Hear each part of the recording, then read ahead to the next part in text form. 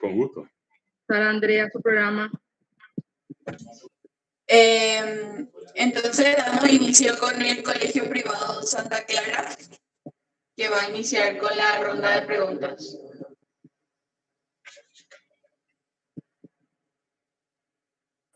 No se escuchó, Susan. Santa Clara, arranca. Santa Clara, ok. Y a no estar Suecia, pues continuamos con el colegio que está. Ok. Dale. Victoria está ya preparada. Sí, yo soy Mario Encina. Voy a presentar a mi alumna, Sí, por favor. Susan. Buenas tardes al señor ministro. Gracias por apoyar esta iniciativa, a los docentes también, a autoridades nacionales, a los queridos alumnos. Presento a mi alumna Victoria Caballero Gorostiaga. Ella tiene 13 años y está en 7º grado. La designamos a ella por su don de liderazgo dentro de su grupo y el afán permanente de ayudar a sus compañeros en todas circunstancias. Ella proviene de una familia con pasado histórico muy rico.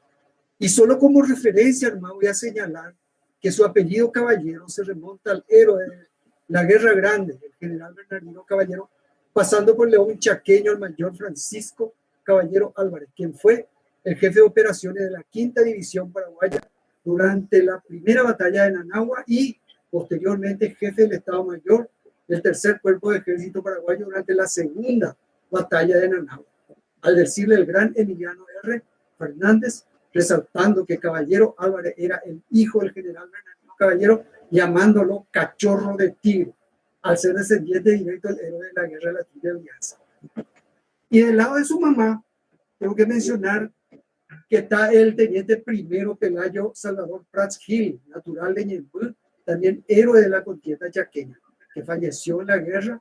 Además está el colástico Barrios de Gil, que fue la mujer que convenció a las otras mujeres paraguayas a donar su joya durante la guerra de la Triple Alianza, para que los hombres puedan tener alimento y armamento en aquellas circunstancias tan tristes para nuestro país. Aquí le tenemos a nuestra alumna Victoria Caballero. Adelante, Victoria. Gracias, profesor. Buenas tardes, señor ministro de Educación, Eduardo Peta San Martín, viceministro Fernando Griffin, autoridades nacionales y educativas, docentes y alumnos de las distintas delegaciones presentes y queridos compañeros. Agradezco por la oportunidad que me brindan de participar en este encuentro recordatorio de un acontecimiento muy significativo que se dio en aquel 23 de octubre del año 1931. Me gustaría saber la opinión de los referentes sobre la percepción que tienen sobre los jóvenes actuales.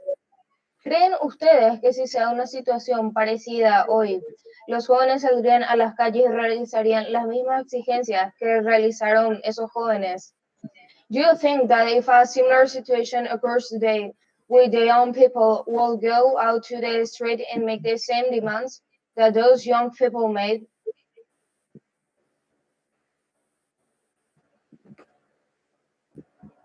¿Puedo responder ya? Sí. Sí, por favor. Bueno, yo creo que la juventud en cada tiempo siempre tiene hábitos de valentía y nosotros somos testigos de muchos de esos hábitos. Precisamente en materia de educación, no olviden que hace mucho ocurrió un incidente donde estudiantes secundarios preocupados, y más que preocupados, ocupados por la situación de la educación, protagonizaron un acontecimiento tremendamente importante que cambió una administración por otra. Y si voy un tiempo más atrás, no muy lejos, nosotros tenemos fresca en la memoria. Yo soy profesor de la Universidad Nacional de Asunción desde hace 34 años. Y lo último que vi, tremendamente así, impresionante, que afectó a toda la gente, a toda la población del Paraguay, es el fenómeno que así con ese nombre se le dio a conocer, que es Una No Te Calles. Hizo temblar la universidad, nos hizo temblar a nosotros los profesores, y hizo temblar todo lo que había. Y también provocó un cambio. Lo que sería importante siempre que también los movimientos de jóvenes tomen el concepto que decía el ministro Griffith, el proceso. Lastimosamente, creo que a veces las acciones son cortoplacistas. Llegamos a un punto podemos cambiar el blanco por negro, negro por blanco, pero después como que nos relajamos, ¿verdad? Y nos quedamos otra vez en el molde y allí nos quedamos. Pero yo creo definitivamente, rotundamente creo en el poder, en la valentía, hasta en el heroísmo de los jóvenes paraguayos.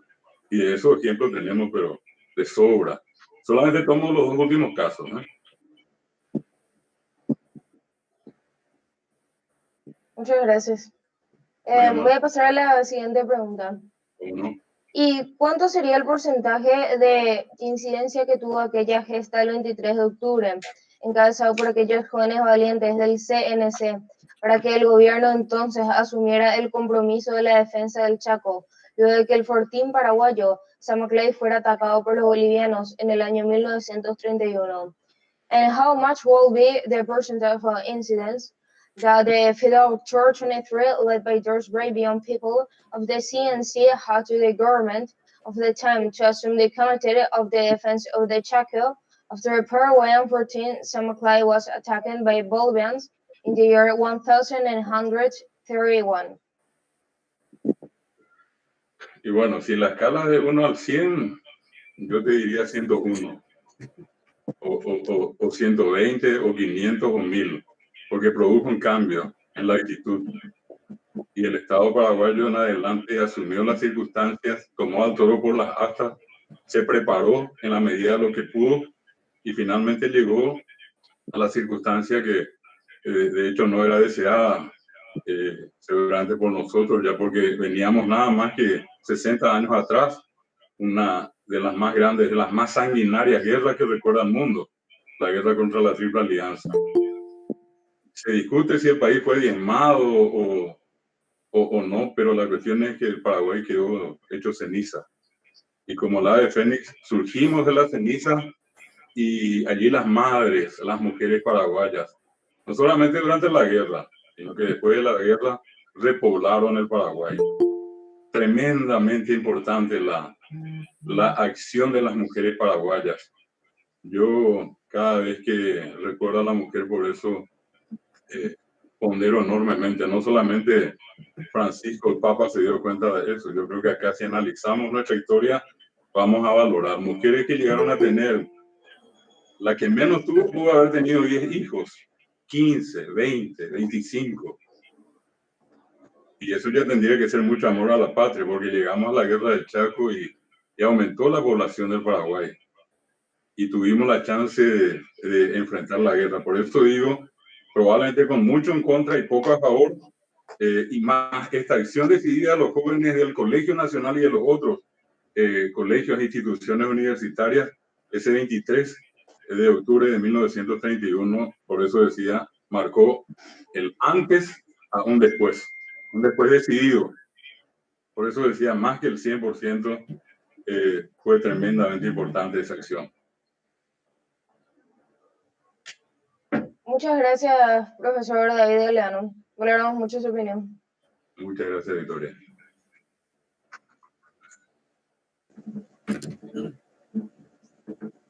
Bueno, damos continuidad y damos paso al Colegio Nacional Pablo Ávila.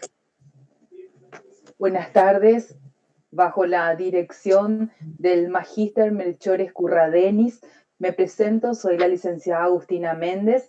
Estoy en compañía de Merardo Pessoa, el estudiante, quien va a dirigir las palabras. Buenas tardes a las autoridades presentes. Agradecemos la participación. Merardo. Buenas tardes, ministro Eduardo Peta y autoridades. Mi pregunta es la siguiente.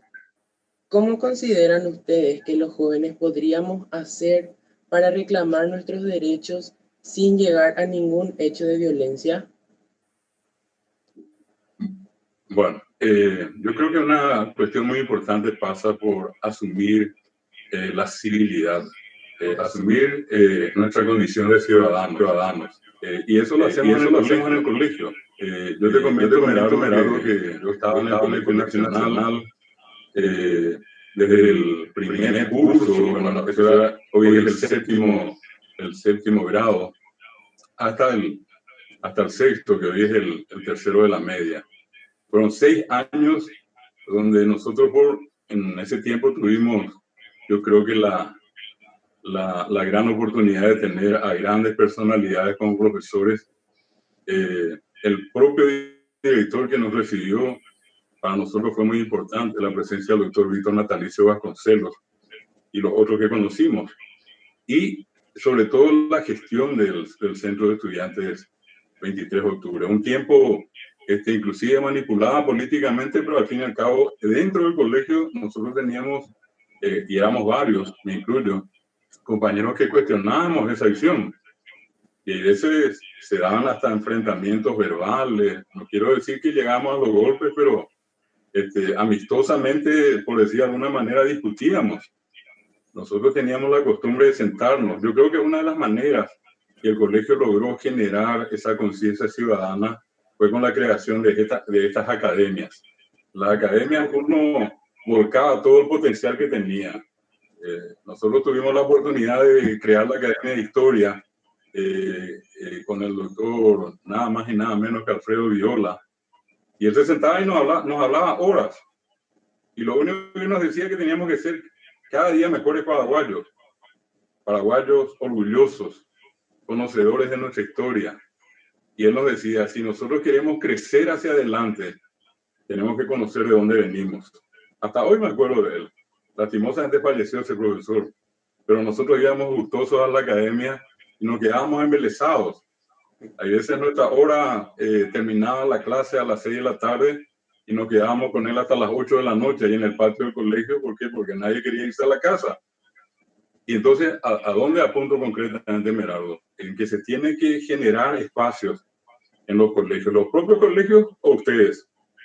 Y eso significa en este caso reunirse, analizar estos temas, hacerlo con responsabilidad, por supuesto, con la orientación de sus profesores, de sus profesoras, de las autoridades correspondientes. Pero lo peor que podemos hacer es, como hace la avestruz, y se mete en la cabeza y deja abajo la tierra y deja el cuerpo afuera. Eso no es correcto. Yo creo que tempranamente uno tiene que asumir la realidad en la que estamos viviendo y de a poco ser conscientes y ver qué podemos hacer entre todos para mejorar la situación. JFK decía, no pienses en lo que tu país puede hacer por ti, piensa en qué puedes hacer tú por tu país.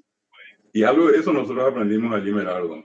Si hoy yo soy lo que soy en el campo de la educación como docente o en otras actividades que desarrollo, yo te puedo asegurar, Merardo, que yo le debo eso al Colegio Nacional y a mis profesores.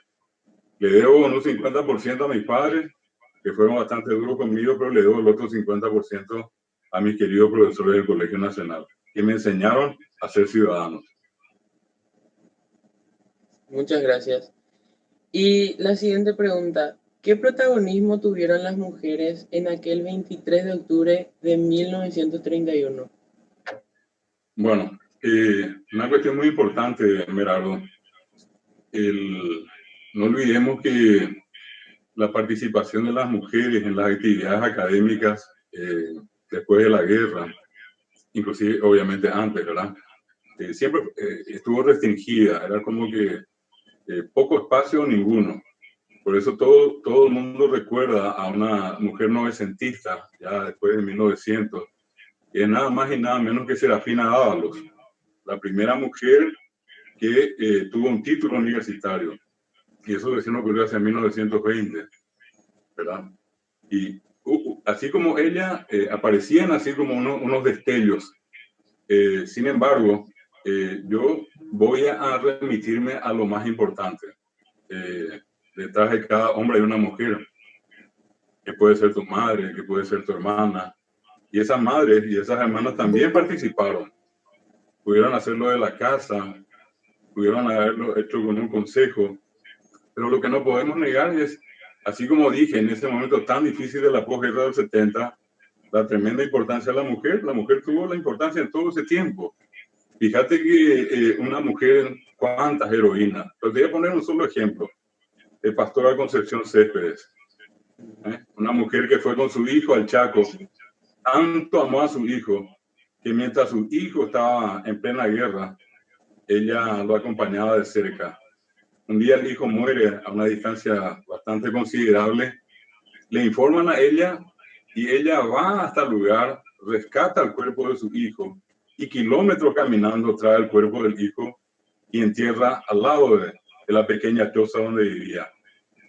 La historia final de Pastora Concepción Céspedes termina cuando un día los vecinos la encuentran a ella sujetada a la cruz del hijo, muerta.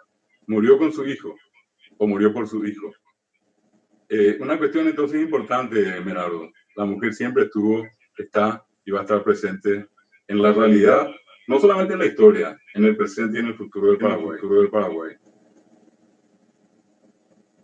Muchas gracias, profesor David. Muy amable.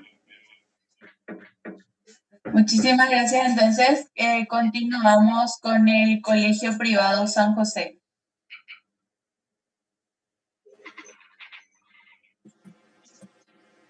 Muy buenas tardes, distinguidos presentes, autoridades del Ministerio de Educación, señores historiadores, directores, profesores y compañeros de las distintas instituciones nacionales e internacionales.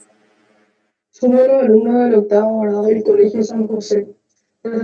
Mi nombre es Andrea Garanda. Y yo soy Paula Peralta Rolón. Nuestra pregunta para los señores historiadores es la siguiente. Si la ciudadanía hubiera tenido conocimiento sobre la organización del gobierno del presidente José Patricio Bullari en relación a la defensa del Chaco, ¿creen ustedes que se hubiera evitado la muerte de los estudiantes del Colegio Nacional de la capital y las demás víctimas? ¿Cuál fue el protagonismo y la responsabilidad de la prensa nacional e internacional en los hechos acontecidos aquel 23 de octubre de 1931? Bueno, la verdad que es una cuestión muy complicada esa. Juzgar desde este tiempo es relativamente fácil. Vivir en aquel tiempo, obviamente tan distinto a este, nos muestra esa realidad que finalmente se dio. Probablemente había, de hecho que había, porque estábamos hablando ya de 1928 en adelante, esto ocurrió en 1931, ya había esa sensación, esa incomodidad en el ambiente. Había un olor así, un tufo a algo. La gente esperaba que algo ocurriera en cualquier momento. Y alguien tuvo que tomar el toro por las astas. Por eso decía hace rato, y fueron estos jóvenes. En el día 22 se menciona a los universitarios que terminan la jornada de la manifestación y finalmente el 23 el liderazgo le corresponde al Colegio Nacional. Y ocurrió ese incidente. Obviamente, por eso decía, lamentamos la muerte, que sean en la cantidad que ocurrió, o una vida tiene tanto valor. Y esa pérdida nos dolió a todos. Hasta ahora nos duele a todos. Hasta hoy nos duele a todos. Es como una herida que está allí abierta. Y yo les decía hace rato, no sé si ya estaban ustedes, pero en los varios grupos de egresados, alumnos del Colegio Nacional, hoy desde las 0 horas de la mañana yo comencé a recibir mensajes que no terminaban en los distintos grupos. Hasta ahora seguramente habré escuchado ya más de 100 veces el himno del Colegio Nacional en este día. 100 veces. Puede ser que haya sido más inclusive. Leí varias veces la misma historia y todavía estoy impresionado. Todavía no cabe en mi mente dimensionar lo grande que fue aquella circunstancia que le tocó vivir a nuestro país. Por eso digo, tarde o temprano iba a ocurrir y podía venir seguramente de parte de otro sector de la ciudadanía, pero en este caso vino de este grupo de estudiantes. Y eso es lo que en este caso ya marca la historia y queda en la mente de cada uno de nosotros en adelante. Ahora, con respecto al tema de la prensa, tampoco tenemos que perder de vista algo, ¿verdad? Un país pequeño, nuestro, pocos habitantes, no muchos periódicos, no había internet, no había redes sociales, no había YouTube, ¿verdad?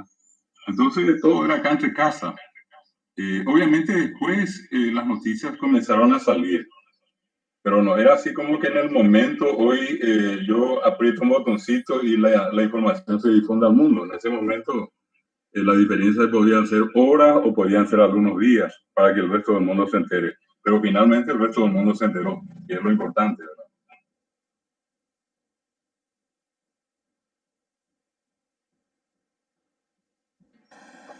Muchas gracias por su respuesta. Y quiero preguntar si se Pauli, encuentra el doctor Galeano, perdón.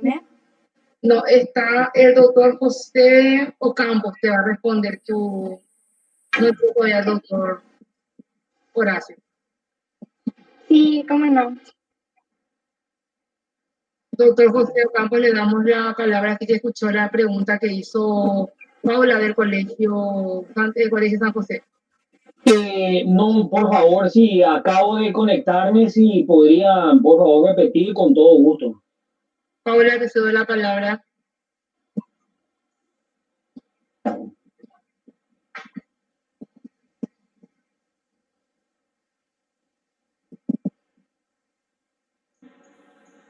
Sí, bueno, ¿qué acciones concretas nos recomendaría para imitar la valentía de aquellos jóvenes y de los que más tarde lucharon para defender el Chaco Boreal? Bueno, yo lo que creo es que hay que entender para ubicarnos dentro del contexto de lo que fueron los sucesos del 23 de octubre de 1931, como en un material justamente que lo hice, digamos, en forma privada, ¿verdad? Para mi hijo y familiares, finalmente se viralizó, fue hace 2 años. Nosotros tenemos que entender de que el Paraguay salió de la guerra de la Triple Alianza y el germen de la vergüenza, el germen de la falta de autoestima, caló muy hondo en la población paraguaya.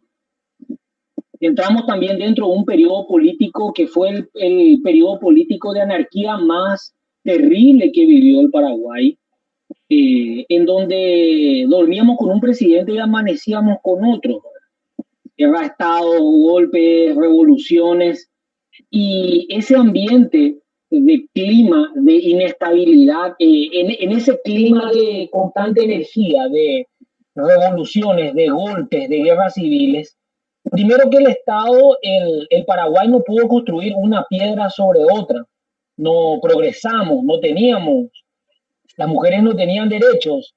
En el mariscal Francisco Solano López, así como los héroes nacionales, habían sido proscritos por los gobiernos que se sucedieron luego de la guerra de la Triple Alianza, y el guaraní incluso estaba prohibido por ser un idioma de incivilizado, que no condecía, vamos a decir, con los preceptos que el liberalismo había introducido forzosamente, por decirlo de alguna manera, con la guerra de la Triple Alianza.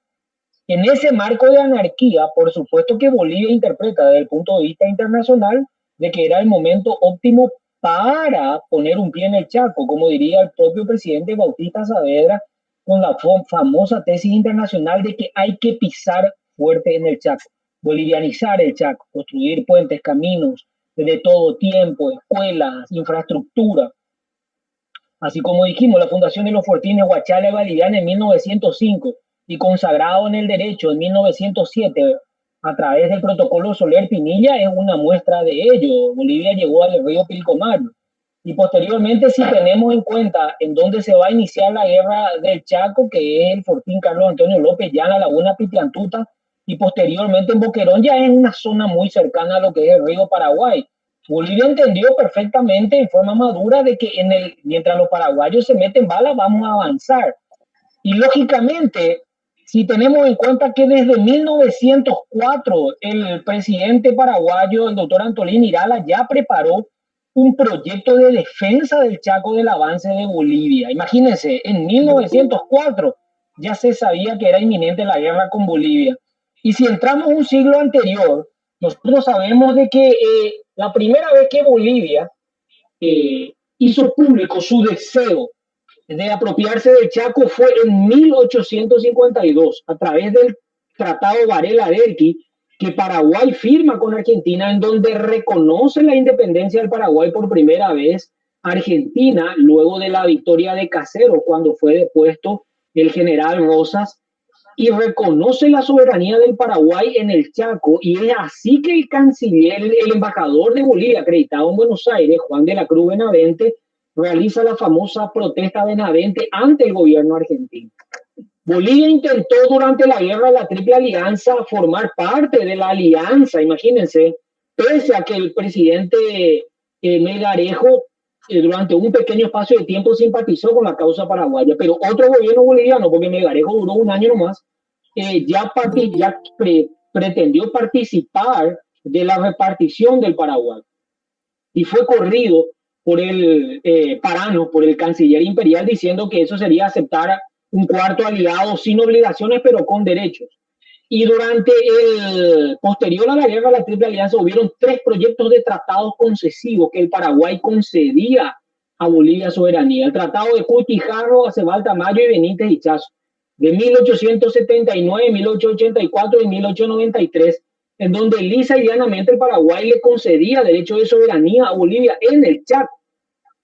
Gracias a Dios, ninguno de esos tratados fueron refrendados por el Congreso Nacional y entonces quedaron en la nada. Y la tesis paraguaya, desde la época de Carlos Antonio López, desde el doctor Francia y con el mariscal Francisco Solano López, siempre era que la cuestión de discusión del Chaco no era territorial, sino de demarcación de límites. Y esto en sus confines noroccidentales. La cordillera de Aguarahue, la cordillera de los Chiriguanos, el río Parapití y la desembocadura en el río Tuquihue-Negro y a su vez en el río Paraguay. O sea, en el campo jurídico nunca se habló de territorio, sino de demarcación de límites, que hay una diferencia muy grande en la delimitación del concepto de lo que vamos a discutir. Nunca vamos a discutir de territorio. Entonces, a partir de ahí nace la tesis también del doctor Manuel Domínguez, que era ni más allá ni más acá del Parapití, como fuimos la fase. Y por supuesto, dentro de ese marco de anarquía absoluta en la que nos circunscribimos los paraguayos desde 1904, donde cambiaron más de 20 presidentes de la República, ¿ustedes pueden creer cómo se puede como país progresar si se cambian con tantas revoluciones? Bolivia entendió de que mientras los paraguayos se mataban, teníamos que avanzar. Y por supuesto, toda la población entendía de que ese abandono de la preocupación del Chaco era un abandono de traición, era un abandono de vejación, de alta traición a la patria, que el país, la población estaba ya podrida, porque estas revoluciones eran entre facciones de un mismo partido político y todo el Paraguay tenía que pagar. Por decirlo de alguna manera, la revolución del 22, unos 9 años antes del 28 de octubre del 31, solamente en esa revolución se perdieron la mitad de las bajas del Paraguay en la guerra del Chaco en una sola revolución, que duró casi 11 meses. Entonces, ese era el clima, queridos jóvenes, que el Paraguay tenía y que posibilita eso. La población estaba judía, estaba hastiada y la juventud nacionalista y patriótica demandó la defensa del Chaco. ¿Cuándo van a hacer algo a defender? Si sabemos que desde 1904 está ingresando Bolivia y avanzando por día, voy a decir, la Carlputica Antonio López, la Laguna Pitiantuta ya es muy cerca del río Paraguay. Imagínense desde donde está, por decirlo de alguna manera, Villamonte o Santa Cruz de la Sierra, cuántos kilómetros, cuántos cientos de kilómetros, casi 1000 kilómetros. Entonces, en ese marco es que sale la población juvenil ya cansada de esa realidad política. Ahora, podrán decir de que después de que Paraguay tenía un plan de rearme, un plan de defensa, sí es cierto, se mantuvo eso en discreción posteriormente con el presidente Eligio y Eusebio Ayala, pero no se hizo público eso, pero era ya la gente estaba hastiada de ese clima de indefensión por el cual pasaba nuestro país. Por eso, señores, al terminar la guerra del Chaco, que habían creado 3 perdido a sus camaradas, no familiares, a su familia, para que vaya adelante la revolución. Nadie explica eso, porque si se vieron 3 años de guerra nuevamente se alzaron con el segundo cuerpo de ejército de la 6ª división de Federico Goldman Smith del coronel Rafael Franco era justamente para ponerle fin a un periodo de anarquía política apátrida que había asumido al Paraguay dentro de una época de caos y que cambió en 25 años 30 presidentes de la República. Eso no se habla, eso está editado de la historia, que había prohibido Guaraní, que había prohibido la imagen del mariscal Francisco Solano López, que en el colegio militar se cantaba el himno del general Belgrano y la marcha San Martín, no lo digo yo, lo dicen los propios autores del IBE, sabemos.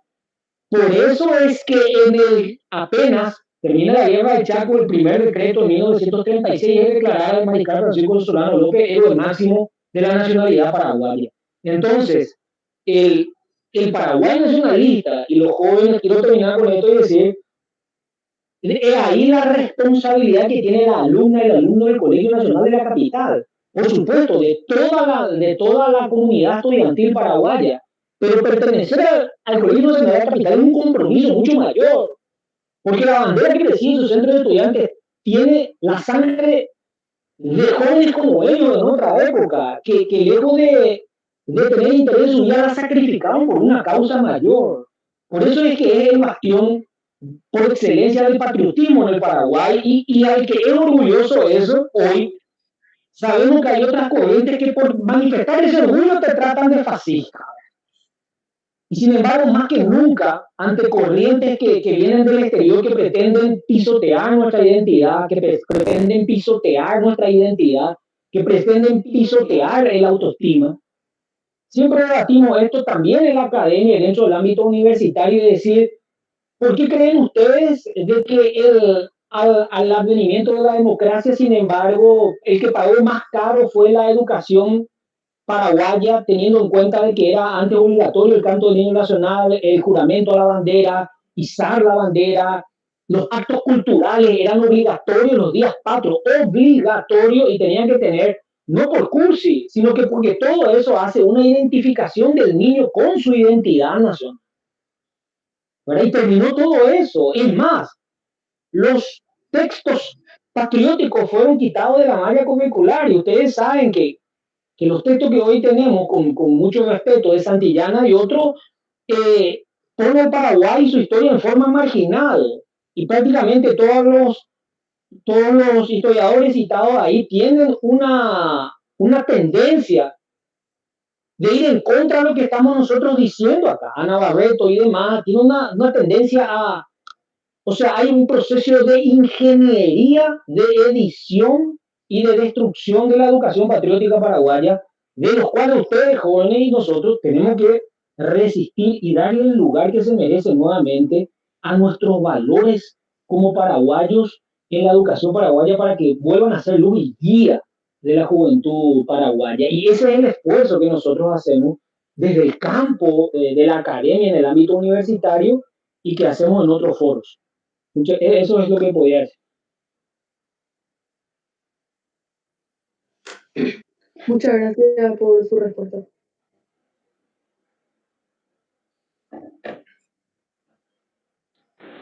Muchas gracias por tu respuesta. Bueno, queremos dar continuidad entonces a la Escuela Nacional de Comercio número 3, República de Perú. Sí, muy buenas tardes.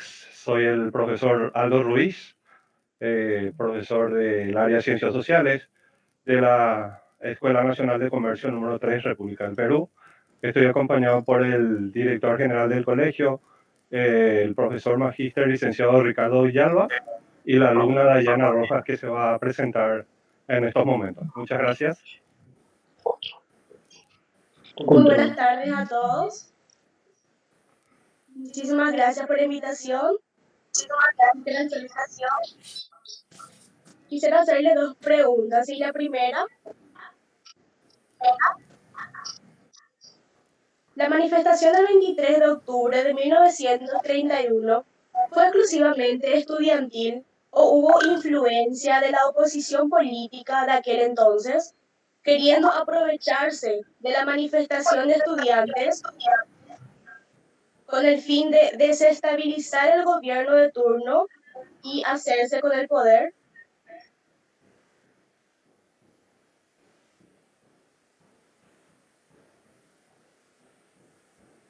¿Para quién va la pregunta? ¿Puedes responder vos, doctor? Bueno, el proceso que se abrió político y jurídico en torno a los sucesos del 23 de octubre, usted en el argumento que usted dijo, señorita, que vos dijiste. De hecho, el jefe de policía en aquel momento era el coronel Arturo Oray, que encabezó la investigación y que él acusa a dos elementos, específicamente acusa, para que ustedes vean de que no inventó nada el gobierno que vino después, de que la intromisión del elemento comunista dentro de las manifestaciones, incluso da nombres, ¿verdad?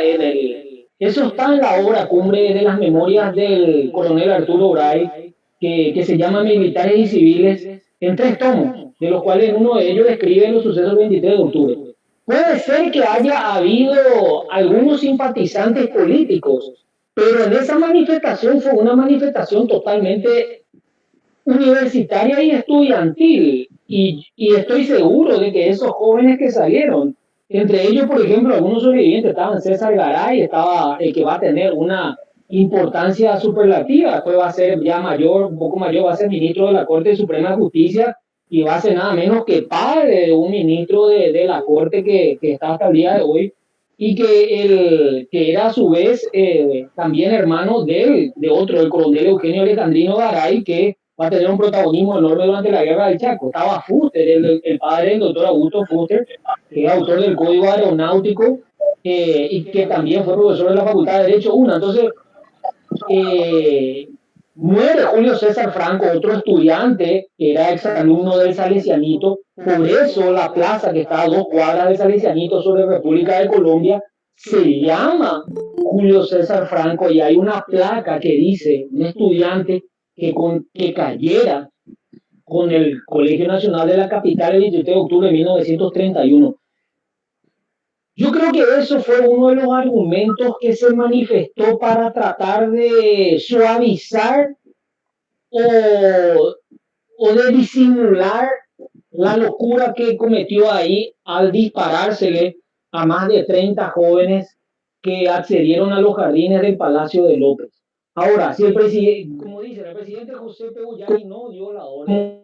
Como dice, el presidente José Peguyari no dio la orden. Bueno, pero la guardia que está ahí, por supuesto, toma la decisión en un momento dado y abre fuego de ametralladora. Pero de que eso haya sido ordenado por un elemento político con finalidades políticas, yo estoy convencido de que esos estudiantes, tanto del colegio como universitarios, salieron porque, como les dije, la situación de indefensión del Chaco, la situación de indefensión del Paraguay era terrible.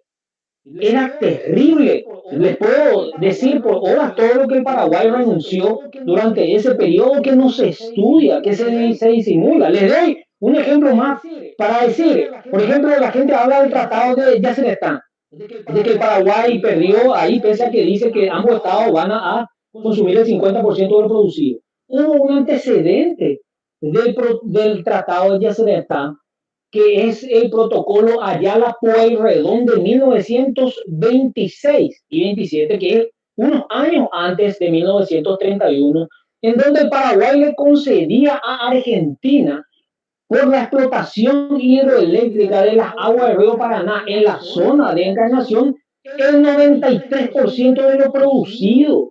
Y el Paraguay solamente iba a tener derecho al 7%. Y encima establecía que si no consumíamos el 7%, el restante era para Argentina. Y así podemos ir por muchísimo. Está en el escándalo de la adquisición de los fusiles mataparaguayos también dentro de esa tesis. O sea, la juventud salió porque sabía la situación política en la que se encontraba. Y no es un hecho que sucedió ahí, que era ya, veníamos desde por lo menos hacia 40, vuelvo a decir, en 1904, el doctor Antolín Iraga ya estableció y hizo un plan oficial de defensa del Chaco porque sabía en 1904 que la guerra con Bolivia era inminente. ¿Cuándo estalla la guerra? En el 32, o sea, nadie pudo creer que pasaron más de 20 años para que se inicie la guerra. O sea, la guerra no fue un hecho que nadie desconocía, ni que estábamos acá y sorpresivamente vino. No, mentira, todos sabían. Lo que nadie creyó es que iban a pasar tanto tiempo. Hasta Luis Jara se preparó para la guerra y murió en 1912 en una de las tantas revoluciones liberales. Eso era todo lo que podía decir. sobre el punto. Muchas gracias. La siguiente pregunta para los dos, quien quiera responderme, por favor. ¿Cuál consideran que es la diferencia en el compromiso social y político asumido por los estudiantes de 1931 con la generación actual estudiantil secundaria y qué se podría mejorar? Bueno, yo creo, vuelvo a decir ahí, me parece una excelente pregunta, que el estudiante paraguayo debe crecer sabiendo el compromiso que va a tener con su país a corto plazo.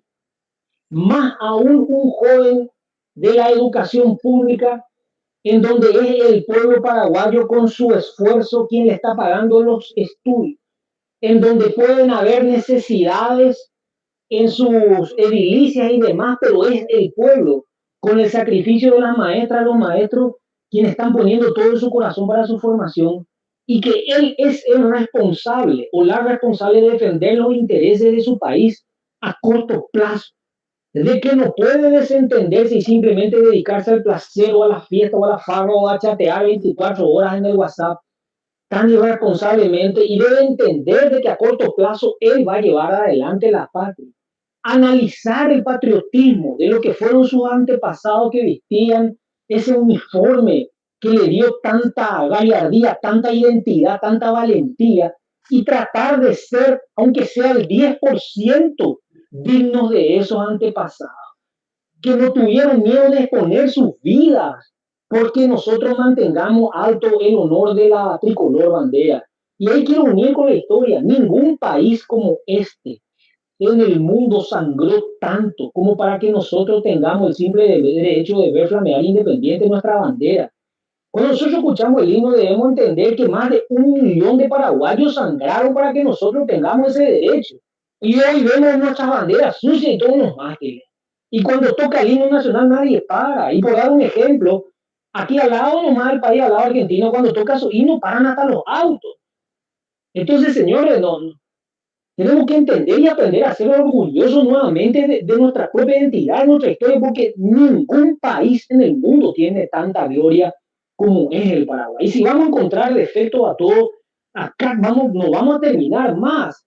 Pero ustedes los jóvenes tienen que poner el hombro, porque para criticar estamos 7 millones, pero para poner el hombro, comprometerse, están muy pocos. Y esos jóvenes se comprometieron, se expusieron y pasó lo que pasó, pero hoy es una fuente de inspiración. Así que entiendan que la juventud es un pequeño espacio de tiempo que Dios nos presta, que es cortísimo, y que después viene ya la realidad. Nadie le va a regalar nada, se van a enfrentar a una sociedad donde por medio de su sacrificio van a tener que salir adelante de su estudio.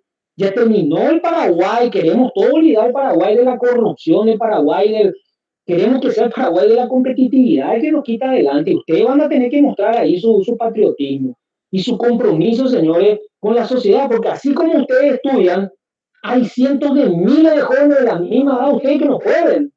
Entonces ustedes van a ser superior en formación a ellos, pero tienen que tratar de hacer que ellos tengan de alguna manera, los próximos jóvenes, la oportunidad que ustedes, gracias a Dios, lo tuvieron con todos sus defectos. Eso es lo que quería decir, señorita. Sí, yo quiero agregar mi parte ahora. De lo que estaba diciendo el profesor José Ocampo, yo creo que es muy importante mencionar también lo siguiente. Yo creo que nadie puede querer lo que no conoce. Si yo hoy le pregunto del 100% de los jóvenes, ¿cuántos conocen bien la historia? ¿Cuántos conocen bien a los héroes de nuestro país? Yo les aseguro que vamos a quedarnos probablemente con las ganas, ¿verdad? La cuestión es la siguiente. Hace apenas, creo que 7 o 8 años atrás, un poco más de grande, hasta se intentó eliminar del plan de estudios del tercero de la media, creo que era Historia del Paraguay. Y vino una campaña intensa con el diario Última Hora y con otra gente, y finalmente se volvió a restituir. Y nosotros tuvimos el mismo caso con el tema del guaraní. Se eliminó el guaraní, tuvimos que salir a marchar, a poner pancartas acá, allá, y bueno, y al final por la presión ciudadana volvió. Y eso no puede ser nunca, ¿verdad? ¿Cómo ustedes van a querer? Acá El doctor mencionó recién a Albino Cara. ¿Quién sabe quién es Albino Cara? Nadie conoce a Albino Cara. ¿Quién es Rafael Franco? Nadie sabe quién es Rafael Franco. ¿Quiénes son? Inclusive, ¿quién fue en este caso Benjamín Acebal? ¿Quién fue el presidente Gil, el que promulgó en este caso la creación del Colegio Nacional? Y podemos venir, ¿quién fue Manuel Domínguez, Manuel Ortiz Guerrero? Busquemos nombres, preguntémosle a la gente. Yo tuve una terrible decepción, pero por suerte aceptada por la parte afectada. En realidad no fueron dos.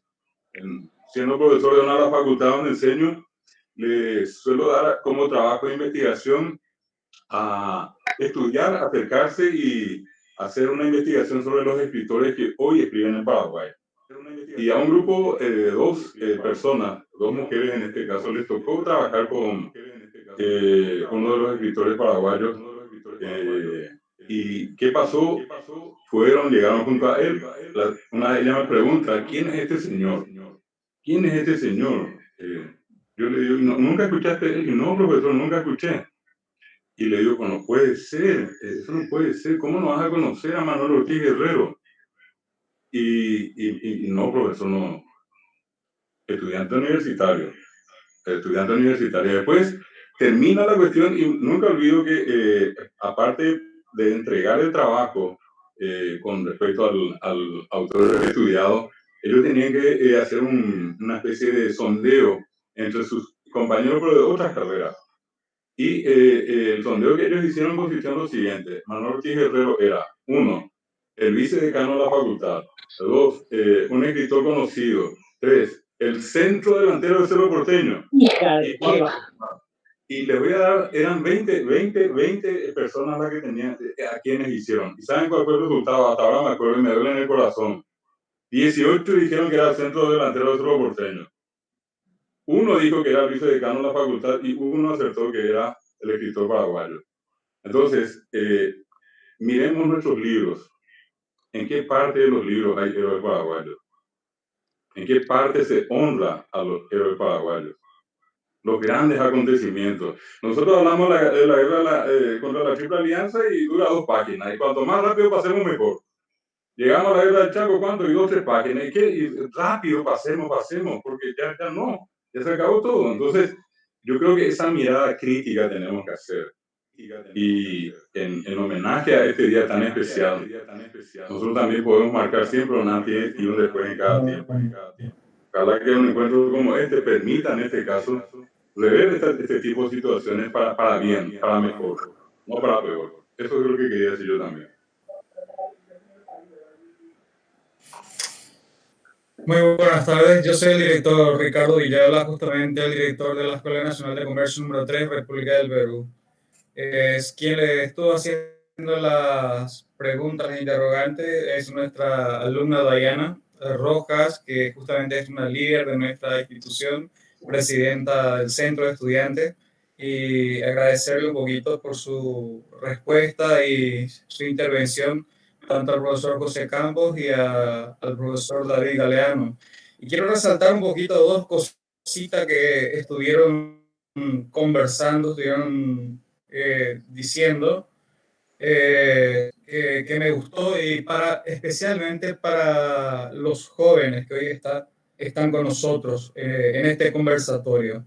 Defender a corto plazo, decía el profesor José Ocampos, ¿verdad? Defender lo nuestro a corto plazo, y estoy seguro que los demás directores, los demás profesores están muy acorde a eso, lo que él había dicho, ya que los alumnos hoy en día están muy entusiasmados en querer solamente ir avanzando en contenido programático, avanzar y pasar de curso, y bueno, ¿qué hay del patriotismo? ¿Qué hay realmente de defender lo que es nuestro? Porque hoy día hasta esto se nos quiere quitar, ¿verdad? El tereré, ¿verdad? Que es algo tradicional nuestro, se nos quiere quitar todo lo que sea algo tradicional nuestro, por dar ejemplo nomás, ¿verdad?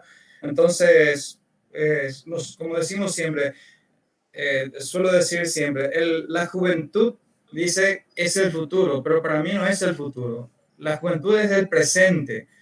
es lo que construye ya el país ahora. Y otra cosa que me gustó mucho del profesor David Galeano cuando empezó ya su intervención es que él puso como ejemplo su profesor de historia, que él se quedaba en las clases de historia, en los talleres de historia, que terminaban a las 6, pero ellos quedaban hasta las 8. Pero esto nosotros le contamos a nuestros alumnos, ¿verdad? Por ejemplo, en mi caso, nosotros teníamos clase los sábados de tarde hasta las 6, pero nosotros nos quedamos hasta las 8, las 9 de la noche y le pedíamos ir domingo de mañana, ¿verdad? Le rogábamos ir domingo de mañana. Le contamos esto a nuestros alumnos y se nos ríen en la cara, ¿verdad? Pero ustedes están todos locos, o sea, ¿qué fumaban para ir domingo de mañana, verdad? Así lo contestan hoy día los alumnos, ¿verdad? Pero es así como construimos realmente y llegamos a ser lo que somos hoy realmente. Si tomamos realmente el compromiso, ¿verdad? Y seguro que nuestro director aquí, Mario Encina, también estará de acuerdo conmigo, la profesora Sunilda, también va a estar compartiendo lo mismo conmigo, ¿verdad? Porque si realmente nos relajamos y seguimos que el mundo gire nomás a nuestro alrededor, no vamos a conseguir nada. Muchísimas gracias a los dos historiadores, al viceministro Fernando Griffith, a nuestro ministro también, Eduardo Peta, que está participando de todo esto, por darnos este espacio realmente de hacer un lindo conversatorio y que aprendamos todos realmente, porque al fin y al cabo aprendemos realmente todo, de la experiencia de usted enriquecedora y de esto que usted estaba contando recién, ¿verdad? Que llegamos a la universidad, se llega a la universidad sin conocer nuestra rica historia de cómo se formó, cómo se forjó realmente el Paraguay. Cuánta gloria tiene el Paraguay, pero no conocemos. Imagínense, darle una gloria como tal a un centro delantero de Cerro Porteño, ¿verdad? Eso es algo que duele, ¿verdad? Así que muchísimas gracias por su exponencia. Gracias. Muy amable. Primero que nada, quiero intervenir un segundito. Agradecerle a los dos historiadores, orgullosa de tener tan prestigiosa presencia al joven José Ocampo, que es un amigo que conozco y que adora la historia, y para mí es una satisfacción tenerles entre nosotros. A mi querido profesor David, como siempre, una eminencia. Muchas gracias por compartir su sapiencia con estos jóvenes. Realmente yo vengo de escuela de grado, y me ocupo estudiar todo lo que es la parte de historia. Adoré contar una a una de las historias a los jóvenes, que hoy día cuando los encuentro, dice, profe, volví a contar. Y así como ustedes también, que somos entraditos de edad, venimos de una escuela diferente, de amar la lectura, de amar nuestra rica historia. Entonces, insto a ustedes jóvenes que vayan leyendo su historia y defiendan esta nuestra patria tan querida que tenemos, que defiendan sus costumbres, así como dice el doctor Ricardo, porque de todo ustedes son nuestro presente. Gracias. Podemos continuar, por favor. Sara, te cedo la palabra. Bueno, le voy a presentar acá el mensaje del director de Ecuador, el rector Carlos Troara, no está pudiendo entrar, así que le voy a presentar le voy a pedir a las niñas de Ecuador que se presenten. Están las chicas, por favor. Presentan al colegio, por favor, que nos está desde Ecuador. Carlos, antes que ellas se presenten, ¿tú puedes pasar un video de una de ellas que mandaron para hoy?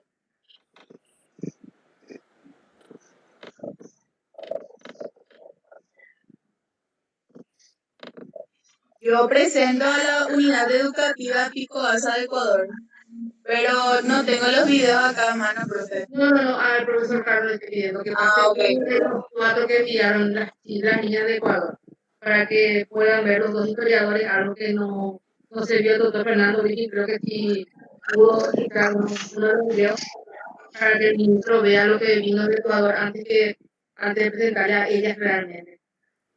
Dame un segundo, profesor Susana.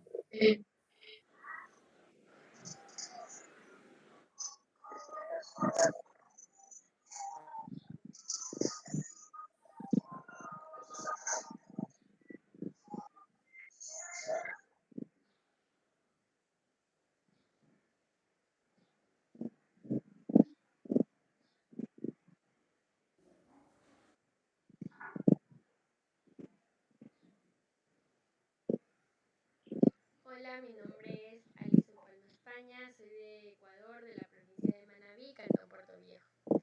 Represento a mi linda unidad educativa Picuazá.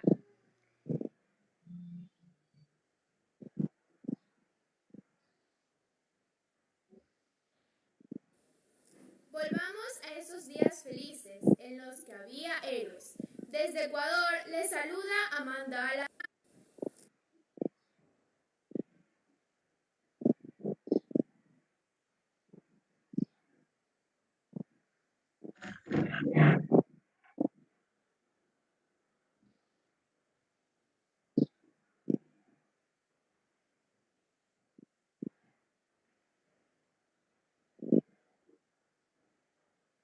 Volvamos a esos días felices en los que había héroes. Desde Ecuador les saluda Amanda Álava, estudiante de la Unidad Educativa Picuazá de mi ciudad Puerto Viejo. Hoy quiero exaltar el respeto y volvamos a esos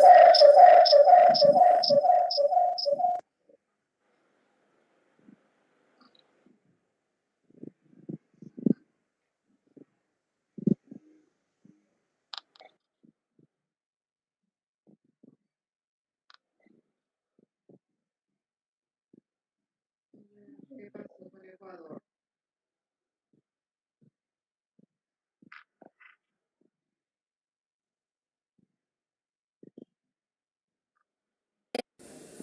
Volvamos a esos días felices en los que había héroes. Desde Ecuador les saluda Amanda Álava, estudiante de la Unidad Educativa Picuazá de mi ciudad Puerto Viejo. Hoy quiero exaltar con respeto y admiración el legado que nos dejaron estos jóvenes. Volvamos a esos días felices en los que había héroes. Desde Ecuador les saluda Amanda Álava, estudiante de la Unidad Educativa Picuazá de mi ciudad Puerto Viejo. Hoy quiero exaltar con respeto y admiración el legado que nos dejaron estos jóvenes guerreros del Colegio Nacional de la capital, ya que en las fortunas adversas se encuentran las grandes lecciones del heroísmo. El 23 de octubre de 1931, Paraguay se vistió de luto, escribiendo en sus páginas una trágica historia, ocurrida en el jardín del Palacio de López, donde fueron asesinados los estudiantes en un enfrentamiento por defender su heredad nacional, ya que el verdadero heroísmo consiste en persistir más de un momento, aun cuando todo nos parezca ya perdido. Mi homenaje a estos héroes de gran valía, ejemplos para el mundo entero. ¡Vivan los mártires del 23 de octubre, dignos representantes del Colegio Nacional Paraguay! ¡Viva Paraguay! ¡Viva la juventud! Muchas gracias. Volvamos a esos días felices en los que había héroes. Desde Ecuador les saluda Amanda Álava, estudiante de la Unidad Educativa. Alison, ¿están ahí? Alison, ¿estás? Hola, Dale. buenas tardes. Soy Alison Palma España, de Ecuador, de la provincia de Manabí, y represento a mi linda unidad educativa Picuazá.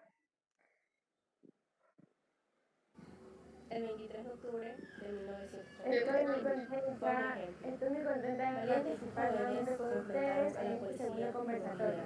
Que trata sobre el 23 de octubre de 1931, la masacre de jóvenes en el Palacio de Jardín de la provincia de Manabí, Cantón Puerto Viejo. Hola, un saludo desde México. Mi nombre es Clarisa Montserrat Chat Figueroa y junto a mi compañero ¿Cómo cree usted que debemos aportar a los jóvenes para mejorar la condición de vida de cada país?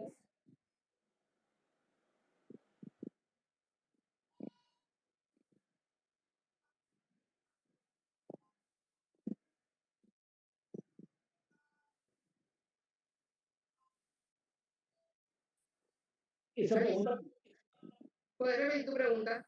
¿para quién va esa pregunta, bro? Para el que quiera responder. Usted decía. Mira, yo creo que entendí perfectamente. En particular me gustaría decir, yo creo que más que nosotros debemos entender que Latinoamérica en general, sobre todo Iberoamérica en general, tenemos una historia común en el desarrollo de la materia que a mí me cabe, de la que soy profesor en la Universidad Nacional, en la Facultad de Derecho, que es de Derecho Diplomático. Entendemos justamente que la base de Iberoamérica, de los cuales nosotros estamos separados, por dar un ejemplo de ello, todas las tierras que fueron descubiertas por España formamos en total más de 42 países, uno más chico que el otro, y estamos tan divididos y separados, y sin embargo, las colonias que eran de Portugal formaron un solo y poderoso país. Se truncó desde un primer momento aquel sueño de Bolívar de constituirnos en la Gran Colombia, por así decirlo, y ser un solo Estado poderoso, ya que nuestra tierra ha sido descubierta y alentada a partir del deseo del lucro, porque no hay que negar de que no solamente se quería restablecer el camino al comercio con las Indias, sino que la existencia del oro, del Potosí de la leyenda, de la Sierra de la Plata, que motivaron justamente los grandes descubrimientos, la expedición de Almagro y Pizarro, justamente en Ecuador y en Perú, que terminado con los incas, determinaron que nuestra historia sea extraordinariamente unida en todas partes. En el caso nuestro del Paraguay, es el único país en el continente de que habla su lengua nativa como lengua oficial. Y solamente se dio durante 15 años la mezcla entre el guaraní y español. Sin embargo, es nuestra identidad.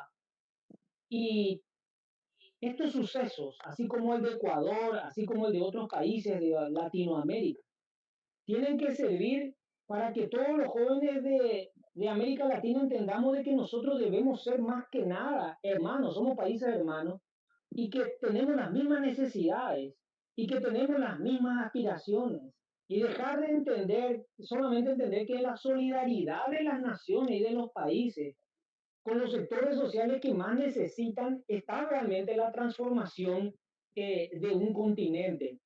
Muchas de las cosas que debatimos también en la academia es por qué los territorios que fueron colonizados por España, Ibérica y en el catolicismo no tuvimos un desarrollo económico, social tan grande, y todos los países que fueron colonizados por un espíritu evangélico protestante o anglosajón tienen otra realidad. Nueva Zelanda, Sudáfrica, Estados Unidos, y en Latinoamérica en general, seguimos en la misma y echándole la culpa a cualquiera, menos asumiendo nosotros.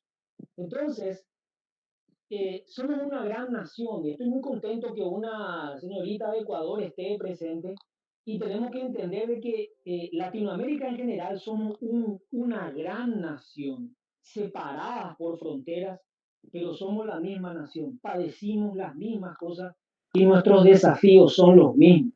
Porque si nos mantenemos unidos, vamos a poder hacer frente a otras grandes regiones que se han unido, como la Unión Europea, como son los tigres del Asia y como son otros mercados económicos poderosísimos.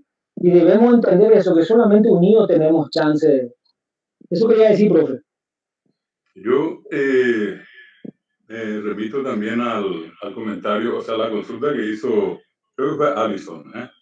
Bueno, y primero que nada saludarla a ella y a todos los amigos de Ecuador que están participando de este conversatorio. ¿Qué podemos hacer? ¿Qué pueden hacer ustedes? Y primero que nada, mirar en la historia y reconocer un origen común, un origen americano. Lastimosamente nosotros vemos hoy una historia pintada siempre por la colonia. La historia nuestra, la historia que cuentan los europeos. Nuestros libros de historia acá y en muchos lugares de América tienen como héroes a los blancos y no hay ni un solo indígena que es héroe, ¿verdad? Tenemos que partir de reconocer a la cantidad inmensa, millonaria de nativos que fueron asesinados acá y que nosotros somos parte de esa misma sangre, de esa gente que murió en esta zona de América. Acá en Paraguay hoy día somos casi 8 millones de habitantes y en uno de los censos hechos se menciona que aproximadamente 120.000 nada más habitantes son nativos hoy, que viven en condiciones miserables, que viven deambulando por las calles, que por poco no buscamos una forma de cómo levantar a veces la alfombra y meterlos debajo para que nadie los vea. Cuando vienen visitas internacionales nos encargamos de llevarla al fondo. Ni una parte de ningún proyecto, de ningún gobierno en Paraguay, ni este ni los anteriores, mostraron una preocupación por los pueblos indígenas. Los pueblos indígenas tienen tanto derecho como cualquiera de nosotros. ¿Qué diferencia puede haber entre un hermoso bebé de cualquiera de los hijos de cualquier ciudadano de América y un hijo, una hija, un bebé de un nativo, de una nativa? Es terrible todavía escuchar que la gente hoy trata de indio o india a alguien por una especie de conducta antisocial o inmoral. ¿Qué indio que sos? Y más en el caso nuestro, eso se asocia al tema del idioma, Alison. Acá hasta hace poco hablar guaraní era prohibido. Acá la gente decía, ande pico indio en baereñe en guaraní, vos sos indio para hablar en guaraní, ¿verdad? Allí van de yuruki, decía la gente, mira que tenés boca sucia para hablar en guaraní. Y a eso voy, Alison, en la respuesta. Nosotros tenemos que reconocer la otra pata. Nosotros crecimos como hijos que conocemos a una sola parte de aquellos que nos originaron. Puede ser en este caso al padre, pero nos olvidamos de la madre, de esa madre nativa, de esa madre indígena. Yo creo que ese es el punto de partida, Alison. Mirar en el pasado, mirar con aprecio, con un gesto fraternal, solidario, a los dueños de esta tierra que hoy están totalmente bien desposeídos, en condiciones miserables acá y en muchos lugares, en condiciones de esclavitud inclusive. Y vuelvo a repetir, en los libros de historia de Paraguay, en ninguna parte aparece un héroe indígena. Acá sigue la misma cantinela de siempre. Los blancos son los buenos y los indios son los malos, como los cowboys. ¿A quiénes teníamos que matar? Y a los indios. ¿Y por qué? Porque son malos. Sigue la historia. Acá en Paraguay, hasta en la década del 70, 80, todavía se seguía matando indígenas en una especie de cacería turística. Entre mate y paga la salida.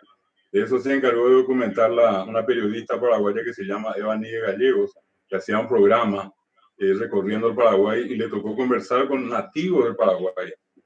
Entonces, yo creo que el punto de partida es, en este caso, mirar y entender que esos hermanos tienen que recibir en algún momento nuestro reconocimiento, nuestro aprecio. Y el mundo tiene que pedirle perdón a los pueblos indígenas por tanto daño, por tanta muerte. El día que eso ocurra, Alison, vamos a comenzar a hacer algo que nos va a poner orgullosos a todos de ser paraguayos o ecuatorianos y de ser sobre todo latinoamericanos. Listo, muchas gracias.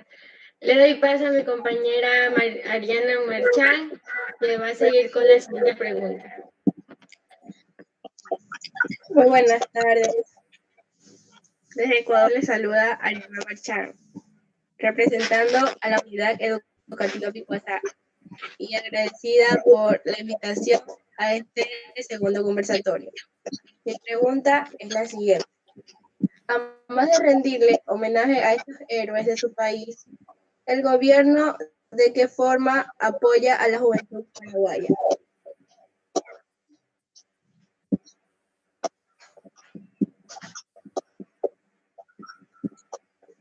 Bueno, empezando siempre como estamos diciendo, el gobierno en qué medida apoya a Paraguay.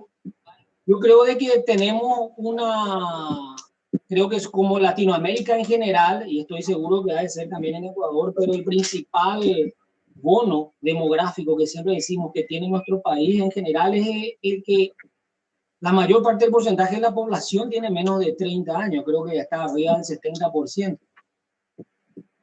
Y los jóvenes, entiendo que sociológicamente hablando en Latinoamérica, la situación de la educación está bastante discutida, no solamente por la infraestructura de las escuelas y colegios, sino que también por el contenido programático, la calidad de la educación y cómo prepara a un joven o a una joven para salir el día de mañana a ganarse el pan de cada día, y sobre todo desde un punto de vista competitivo de cara a una realidad social en donde tenemos que solamente los mejores tienen posibilidades, y aquellos jóvenes que no tienen acceso a una educación, digamos, estándar, de más o menos calidad, están, digamos, predestinados, como muchos dicen, a ser gente, a servir de ayudantes. Pero entiendo de que hay un gran esfuerzo del Paraguay, con todos sus defectos, de mejorar la educación. Pero creo que en el fondo, más que nada, eso parte también del propio deseo del ser humano. Llámese una estudiante, un joven, porque podemos ofrecerle toda la oportunidad a una joven o a un joven de salir adelante, o el mejor colegio privado, la mejor ropa, y si no quiere, si no le nace, no va a sentir interés. Y debe ser, porque nosotros muchas veces creemos que los jóvenes no están maduros, y es mentira, tienen mucho más conciencia de hacer las cosas de lo que nosotros creemos a corta edad. Y ellos deben ser quienes deben desear salir adelante, mujeres y varones. Lo que pasa es que muchas veces confundimos y entendemos que el modelo de éxito, mirando las películas o series internacionales, es netamente material, basado en un consumo desmedido, o de quién tiene la casa más linda, o el vehículo más lindo, o dónde veraneamos. Y a lo mejor en esta pandemia nos dimos cuenta de que en cosas sencillas podemos ser felices, al reencontrarnos con nuestra familia, al tener tiempo para nosotros mismos, al tomar un libro. Y aquí quiero yo decirles de que un ser humano es solamente libre cuando piensa. El cogito cartesiano que nosotros decimos, el pienso luego existo, que fue la base de la Revolución Francesa, uno solamente es libre si estudia, uno solamente es libre es si se prepara, si se educa. Uno va a tener muchísimas más herramientas para salir adelante. Acá el tiempo pasa y los jóvenes deben ser conscientes de ello, de que cada día que pasa ya es un día no recuperado, y de que no se puede perder el tiempo. Porque muy pronto ustedes van a ser puestas a prueba. Y si no están preparados para salir adelante en un ambiente tan exigente y competitivo, no van a poder. Entonces, el joven, para mí personalmente, requiere en primer lugar la voluntad de salir adelante. No solamente a través de los medios telemáticos, sino que leyendo los libros. Y estoy seguro de que si alguien quiere, va a salir adelante. Así como estoy seguro también de que si le ponemos toda la infraestructura y no parte de ellos, no los vamos a obligar. Entonces pasa por, como dijo el profesor David Galeano, no se puede amar lo que no se conoce. Es que todos nuestros países debemos amar primero la identidad de donde venimos, de nuestros padres, de nuestros abuelos, lo que vale nuestra bandera, lo que vale nuestro himno. ¿Qué pasaron nuestros antepasados para que nosotros tengamos el color de esta bandera, la responsabilidad que tenemos en la sociedad? Y entender de que no todo esto es diversión y que tarde o temprano van a salir de esa burbuja. Entonces, amando de dónde venimos, nuestra identidad, vamos a tener mucho sentido de compromiso y de preparación académica competitiva para un mundo cada vez más exigente. Yo, por mi parte, quiero mencionar lo siguiente. Yo creo que lastimosamente este tiempo, no solamente acá en Paraguay, sino que en muchos otros lugares de América, este tiempo está marcado por la corrupción, una corrupción dura, una corrupción que penetró profundamente las estructuras de todas las sociedades. En el caso nuestro no es la excepción. En el Paraguay yo conozco a mucha gente. Yo trabajo dentro de la universidad. Mis alumnos tienen 18, 19, 20 años y más seguramente. Y converso con ellos y cuando les planteo la posibilidad de accionar en el presente o de pensar en accionar en el futuro, hay como una especie de desazón, hay como una especie de sentimiento de renegar, de sentirse mal. ¿Por qué? Porque diariamente a un discurso que uno le puede hacer como docente, porque esa es finalmente nuestra función como docente, decirle a los estudiantes, sean buenos ciudadanos, pórtense bien, respeten a sus padres, amen las actividades que desarrollan, háganlo con fuerza, convencidos, siéntanse bien de lo que hacen. Sin embargo, eso al poco tiempo se cae y cae al suelo cuando vemos a autoridades, a políticos, a legisladores que de la noche a la mañana son capaces de cualquier acto de corrupción y sin ningún tipo de vergüenza. Hoy en día esa es una realidad. Entonces el joven se siente muchas veces desilusionado. Cuando ayer se estaba viendo a alguien subir, pero después vio que esa persona finalmente tuvo pie de barro, se le cayó el ídolo. Y nosotros vivimos mucho de eso. Todos vivimos de eso. Cualquiera de nosotros mira a su padre o mira a su madre y dice, bueno, yo voy a tratar de ser como él.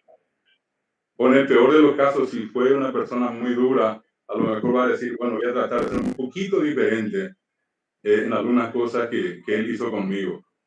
Pero al fin y al cabo, todavía dentro de la moral, pero cuando se cae en el moral es cuando yo siento, yo veo como docente que los estudiantes se vuelven un tanto reacios a asumir este presente y se sienten muy desilusionados con lo que están viendo, que está ocurriendo.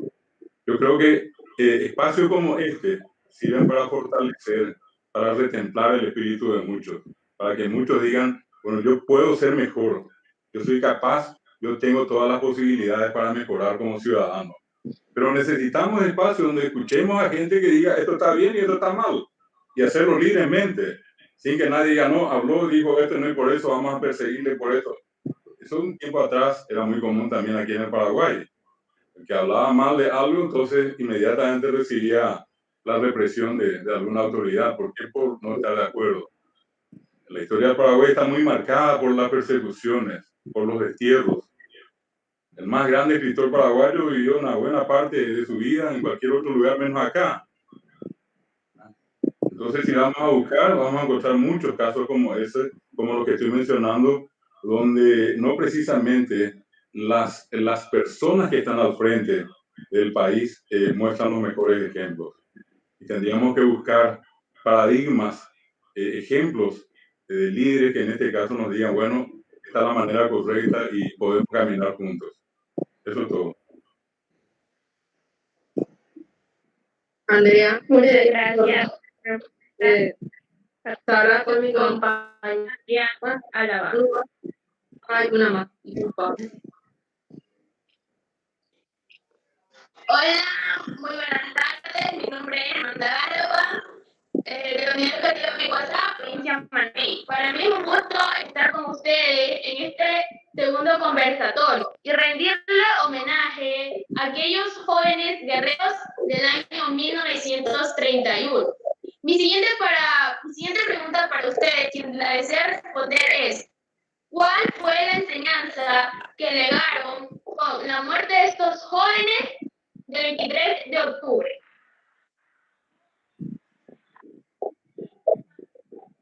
Bueno, yo creo que la enseñanza principal que los jóvenes dieron es justamente de que un acto sublime, la iniciativa personal de unos jóvenes normales, pero decentes, pudo transformar la realidad de todo un país. Y nos demuestra a su vez, porque muchas veces decimos nosotros, cuando tenemos una iniciativa, como diría Marx, un hombre nuevo con una idea es un loco hasta que esa idea es un éxito. Todo lo que nosotros vemos, alguien lo tuvo que haber pensado. Y cuando tenemos una iniciativa, es muy probable que nuestro primer anillo o nuestros amigos quienes digan, pero ¿qué vas a lograr eso? ¿Cómo vas a meterte en la cabeza que vas a lograr eso? Que es mentira. Y la primera acción, la más difícil de todas, es dar el primer paso. Y después del primer paso viene el segundo y el tercero. Pero así como la vía Pía, todos los caminos conducían a Roma, el resultado va justamente a partir de la iniciativa y de creer uno mismo en una causa. Lo que nos inspira es que estos jóvenes pudieron transformar la realidad nacional a partir de que creyeron en sí mismos, a partir de que creyeron en el sí se puede, y dieron al país, obligaron al país a tomar y a considerar esta situación en serio y puede ser aplicado a la realidad de cualquier país. La iniciativa de unos jóvenes patriotas transformaron la realidad de su sociedad y son hasta el día de hoy un punto de inspiración en la historia del Paraguay y de Latinoamérica. Eso quería decir, señorita. Yo por mi parte, con 3 palabras: patriotismo, en primer lugar, valentía y sobre todo dignidad. Eso es lo que nos legaron estos jóvenes y que nosotros tenemos que ser celosos custodios del patriotismo, no del patrioterismo, del ser patriota, patriota con P mayúscula. Segundo, la valentía, el coraje que ellos tuvieron y que todos tenemos coraje. Cuando alguien nos pisa el callo, siempre hay una parte de nuestra adentro que salta y demuestra que es capaz de cualquier cosa. Y lo otro que dije es fundamental, la dignidad. Ser dignos de vivir en una república con la frente en alto, hablando claro y con honestidad. Eso debemos hacer. Nadie jamás les va a reprochar a estos jóvenes ese gran acto de valentía que hicieron por amor a la patria. Gracias a ustedes por su excelente respuesta. Bendiciones. Ahora, bueno, Sara tiene problema de luz, entonces yo voy a continuar con el programa. Ahora le doy la bienvenida al Colegio Nuevo México de la ciudad de Itagua. Están las personas de Itagua en el colegio.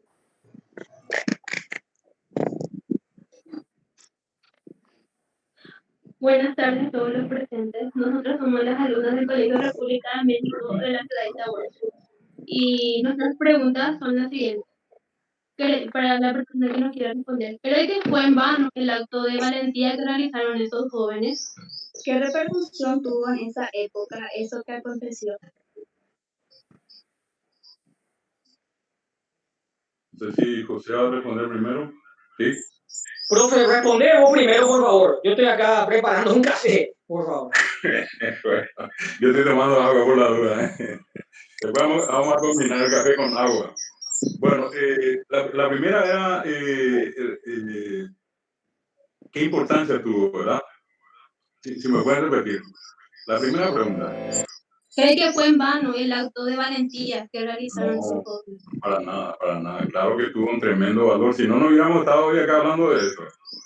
Si hoy estamos hablando acá el 23 de septiembre de 1931, es porque fue importante, porque tuvo valor.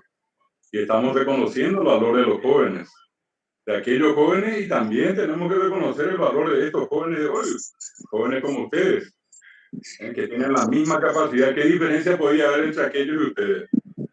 Eran más altos, tenían 2 metros de altura, tenían visión de rayos X, tenían 4 piernas, 2 brazos, 5 brazos. No, eran los mismos.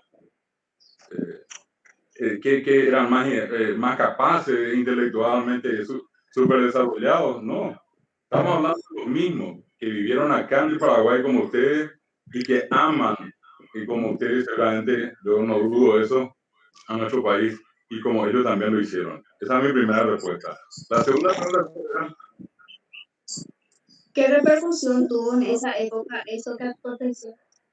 Y obviamente la defensa del Chaco, esa fue la repercusión. Esa salida, ese grito, esas muertes, finalmente obligaron, primero que nada, a un presidente a dejar el cargo y a las autoridades posteriormente asumir la responsabilidad de defender la heredad nacional. Podríamos decir nosotros que la guerra empezó en 1932 y terminó en 1935. En realidad yo creo que la guerra empezó en 1928 o en 1904, como decía el profesor José. De allí empezó. Y esta es una parte de la historia de la guerra. Intentamos a veces divorciar nosotros los hechos. Pensamos que el 23 de octubre es un hecho aislado y que la guerra es otra cosa. No, están todos en la misma bolsa. Y tenemos que entender eso. La repercusión fue la defensa del Chaco y la victoriosa campaña de la guerra del Chaco, donde hombres que fueron alumnos inclusive sin armas, sin agua, sin nada, ¿verdad? Con un comandante de lujo como fue el mariscal Estigarribia, consiguieron vencer a las tropas que estaban armadas hasta los dientes, con los mejores armamentos de su tiempo, pertrechadas a más no poder. Y acá el soldadito paraguayo, ese paraguayito, acá la baldea, ese mitad, inclusive que fue a pelear, porque muchos tenían la edad de ustedes. ¿Cuánto? 16, 17, 18, 20. Emiliano Fernández tenía 40 años, era viejo ya en la guerra del Chaco. Eran pendejos, eran criaturas. Y así se fueron a defender, así como los niños Martí y Costañú. Eran niños, no eran adultos. Y pusieron el pecho y murieron por la patria, dieron su sangre. Entonces, definitivamente hay algo importante. Tuvo una consecuencia. Y ese valor es el que tenemos que asumir siempre nosotros hoy. Yo quiero decir lo siguiente, excelente profesor, la verdad que realmente antes que nada quería saludar al profesor sus exposiciones. Qué linda sorpresa, profesor, realmente conocerte y escucharte realmente también inspira muchísimo. Y en otro lugar, la pregunta que usted había dicho, señorita, para nada. ¿Sabe cuál es la peor manera de que hubiese sido el sentido de la muerte? Mejoras en la infraestructura del Colegio Nacional de la Capital. Pero cada vez que el centro de estudiantes, que el Colegio Nacional de la Capital quita adelante la bandera del centro, de su centro 23 de octubre, estos jóvenes vuelven a la vida. Y ustedes deben entender de que en cada momento de confusión que tengan, de que hubo una generación de que en el momento de mayor peligro salió al frente a reclamar la defensa de la patria y se expuso. Y como bien lo dijo el profesor, apenas unos meses después, 8 meses después, salieron a defender en forma armada a su país en la guerra. Y la mayor parte de ellos se presentaron en forma voluntaria. La movilización fue general, pero no había manera de hacerla por la fuerza, no existió. Esa que te dijo de que algunos se escondían en los aljibes, no. Hay jóvenes y jóvenes muy jóvenes, de 16, 17 años, que se presentaron en forma voluntaria y que mintieron su edad, que ya tenían 18 años. ¿Cuántos hay? Cientos, miles de jóvenes, pudieron mujeres que se presentaron voluntarias para ir a la guerra. Y como dijo el profesor, nosotros enfrentamos a un enemigo que en ese momento ya eran los reyes y los varones del estaño, que ya tenía oro, que ya tenía gas, que ya tenía petróleo en ese momento. Y que, por decirle un nombre, Simón Patiño era uno de los 5 hombres más ricos del mundo, que se dio el lujo de contratar para dirigir a sus fuerzas armadas a un general alemán condecorado con la Cruz de Hierro, comandante de una división en la Primera Guerra Mundial. Un general de la escuela militar de Potsdam respetado en toda Europa. Y aquí nosotros tuvimos un teniente coronel de 41 años que cuando empezó la guerra tenía un bajo rango, por decirlo de alguna manera, y que va obteniendo un ascenso a través de victorias espectaculares. Nosotros acá hay un profesor de West Point, ¿verdad? David Sub, que justamente la conducción de la paraguaya de la guerra del Chaco se estudia las maniobras del Carmen Grendahue, de Campovía y sobre todo como las maniobras, como precursor de lo que van a ser las maniobras de la guerra relámpago de la Blitzkrieg de Rommel, el zorro del desierto en la Segunda Guerra Mundial.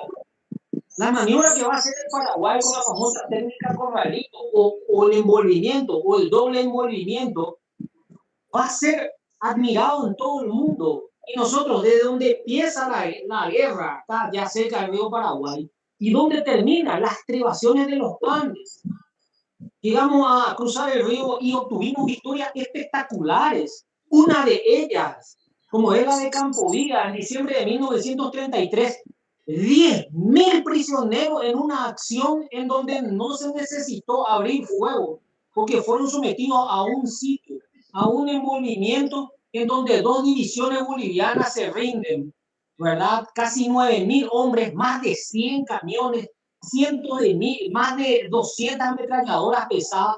Paraguay, ustedes saben que tuvo el embargo de la guerra desde que nosotros fuimos sancionados por la comunidad internacional y Paraguay se retira de la Sociedad de las Naciones en 1933. Y el embargo de adquisición de armas es condenado al Paraguay. Y Paraguay se surtió de armas de las victorias espectaculares que obtuvo contra Bolivia. Dejaron toda una ciudad llena de armamento que fue Vallivian cuando Paraguay maniobra al norte y obtiene una victoria espectacular en la famosa marcha de Carandaitú, en donde hicimos 300 kilómetros en 12 días en el Chaco, allá. Hasta el día de hoy es difícil hacer 300 kilómetros allá, en esa marcha, imagínense en esa época. Entonces, señores, nosotros tenemos mucho que ponernos orgullosos de nuestro país y mucho que ponernos orgullosos de nuestros jóvenes. Y cuando somos indiferentes es la que deshonramos la memoria de ellos. Cuando nosotros cultivamos a otros héroes de otras geografías por sobre los nuestros, o a músicos, o incluso artistas de rock, o a lo que sea, y no vemos la maravilla que tenemos aquí en nuestra casa. Entonces, eso es lo que quería decir, señorita. Muchas gracias. ¿Está? Bueno. Continuando con el programa, se presenta el Colegio Privado Goethe con su presentación y su pregunta.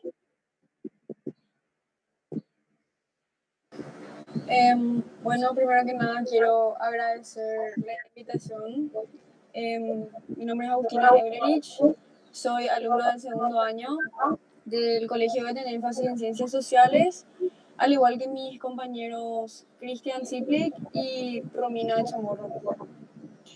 Nos acompañan también los profesores de área Pablo Garoso y Gustavo González. Y me gustaría dirigirme al profesor David Galeano, que habló al comienzo, y quería preguntarle cuáles son sus fuentes para todo lo que dijo en la introducción. Bueno, en realidad son varios autores, ¿verdad? Cuando nosotros hablamos de historia del Paraguay, podemos hablar de los más conocidos, los usados en los colegios, o podemos ir en este caso a, mencionó hace rato el doctor José Campos al coronel Arturo Bray, por ejemplo. Él tiene una partida de obras muy importantes en relación a todo lo acontecido en la guerra de Chaco. Nosotros tenemos, repito, un caudal bibliográfico muy importante con relación, no solamente a nuestro país, sino que en muchos otros lugares del mundo. La ventaja que hoy también tenemos es que mucha de esta información está presente ya en las redes sociales, en Internet. Nosotros podemos buscar datos y vamos a encontrar lo más trivial que pueda haber seguramente en Wikipedia a otras fuentes que están debidamente certificadas. Pero pongo una que es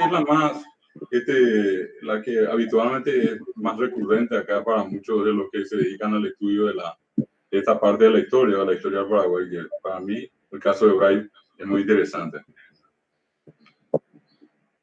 Y gracias. Y tenía otra pregunta también, que es, quería saber cómo reflejaron los medios de prensa en ese entonces todos los acontecimientos. Bueno, yo decía hace rato que no eran muchos, ¿verdad? Yo tengo acá, por ejemplo, sin tener que compartir, voy a leer el texto. En todo caso, yo voy a pasarle acá a la gente del colegio, si de por allí puede hacerle llegar esto a los estudiantes. Tengo, por ejemplo, una publicación que está a la vista de todos también, el diario El Orden, del día ya creo que 24 de octubre de 1931. La patria está de duelo, el título grande. La juventud estudiosa con la bandera nacional al frente y entonando el himno fue masacrada por la guardia pretoriana apoyada con los fuegos de ametralladoras. cayeron en la refriega estudiantes, niñas y escolares. La juventud ha salvado la dignidad nacional. Esa es una de las publicaciones que uno puede ver inclusive con poner la fecha de hoy, 23 de septiembre de 1931 en internet. Cito solamente esa. Pero hubo un impacto fuerte donde los propios medios de comunicación, repito que no eran muchos, se manifestaban como en una situación de desgracia, como efectivamente fue la que ocurrió, una masacre. El título diario dice claramente, masacre. Muchas gracias. Mi compañera Romina ahora va a preguntar algo. Hola, mi pregunta va dirigida para David Galeano y me gustaría saber cómo fue el proceso de juicio político a Guyari. Bueno, yo tengo acá él automáticamente al ocurrir el incidente, él se refugia, ¿verdad? Y delega la presidencia de la República, ¿verdad? Dice en una parte de lo que justamente leí, y que insisto, voy a pasarles allí, dice el presidente José P. Guyari ordenó el cese del fuego. Más tarde, Guyari, refugiado en la escuela militar, delegó la presidencia a Emiliano González Navero. Y en una parte de la carátula, que también ustedes pueden acceder haciendo un clic sobre la fecha, dice Cámara de Diputados, juicio político, iniciado a pedido de su excelencia, señor presidente de la República. El propio José P. Guyari pide, el doctor José P. Guyari, con motivo de los sucesos del 23 de octubre de 1931. Esto está publicado y es una de las referencias a aquel acontecimiento que termina, en este caso, con este incidente en la Cámara de Diputados, con el juicio político se le instaló a él. No sé si sobre eso que José tiene más información, a lo mejor puede aportarles más datos, ¿verdad? Pero yo insisto un poco con el tema de los materiales que ustedes pueden disponer, que relativamente hablando fácilmente se puede ver en internet. Ok, muchas gracias. También tengo otra pregunta. ¿Qué medidas tomó el gobierno con respecto a las acciones bolivianas después del 23 de octubre? Y bueno, la reacción fue justamente, en este caso, a ver un poquitito acá. Fueron las medidas que condujeron finalmente a hacer la defensa del territorio del Chaco, ¿verdad? Lastimosamente se inicia luego la guerra ya en 1932 y obviamente el Estado paraguayo, la República, reacciona y enfrenta a las tropas bolivianas en esta guerra que duró 3 años. Yo entiendo que así visiblemente esa es la consecuencia más palpable, más visible, más concreta de lo que significó en este caso el acontecimiento del 23 de octubre de 1931. Gracias. Ahora mi compañero Cristian Ziplik hará otras preguntas. Hola, ¿qué tal? Buenas tardes a todos. ¿Qué tal? Nada más, tengo unos comentarios y preguntas que hacer. Esta va para el señor David Galeano, que en forma de comentario hace su respuesta de qué pasaría si no hubiese ocurrido el 23 de octubre. Usted dijo que no íbamos a estar acá porque podía ocurrir una guerra o algo por el estilo, ¿verdad? Yo creo que, o sea, no estoy muy de acuerdo con su respuesta, porque en la historia no se puede especular, no se puede decir qué hubiese pasado en un futuro. La historia es una ciencia que se basa en hechos y no en suposiciones o especulaciones. Entonces, va más por ahí. También... Sobre el punto nomás, a mí me hicieron la pregunta, no recuerdo qué colegio era, si qué iba a ocurrir si es que no se hubiera dado lo del 23 de octubre de 1931. Mi respuesta fue justamente esta. Era una suposición. Ocurrió lo que tenía que ocurrir, que fue el incidente, la masacre, y cuál podía haber sido el otro escenario. Y yo decía, probablemente eso no íbamos a poder nosotros a calificar. ¿Por qué? Porque finalmente ocurrió la masacre del 23 de octubre. Con respecto a la pregunta que me hicieron, que yo respondí de esa manera. Sí, también tengo una pregunta para usted, señor. Según lo que usted relató en un comienzo, ¿dónde encontraba a Yuyari cuando se llevan a cabo los hechos? Y él estaba en el palacio. Él estaba en el edificio y los estudiantes fueron allí junto a él. O sea, decir junto a él es una manera de decir, ¿verdad? Y cuando se tendió el cordón allí para que ellos no ingresasen, entonces dicen que se produjo la ráfaga, la ametralladora que en este caso dispararon y mataron a la gente. Y de allí dice que él se retira y va a la casa militar, ¿verdad? Y allí finalmente él delega al gobierno, denuncia y pide a Emiliano González Navero que asuma la presidencia de la República. Y para adquirir esos conocimientos fueron fuentes de escritores, periódicos. Claro, claro. En este caso yo mencioné una de las fuentes que justamente está en mi material, ¿verdad? Sí. Yo estoy hablando de Arturo Bray. Bueno, muchas gracias. Y ahora me quiero dirigir hacia el señor José Ocampos. Sí. No sé si está presente. ¿Qué tal, señor? ¿Cómo le va?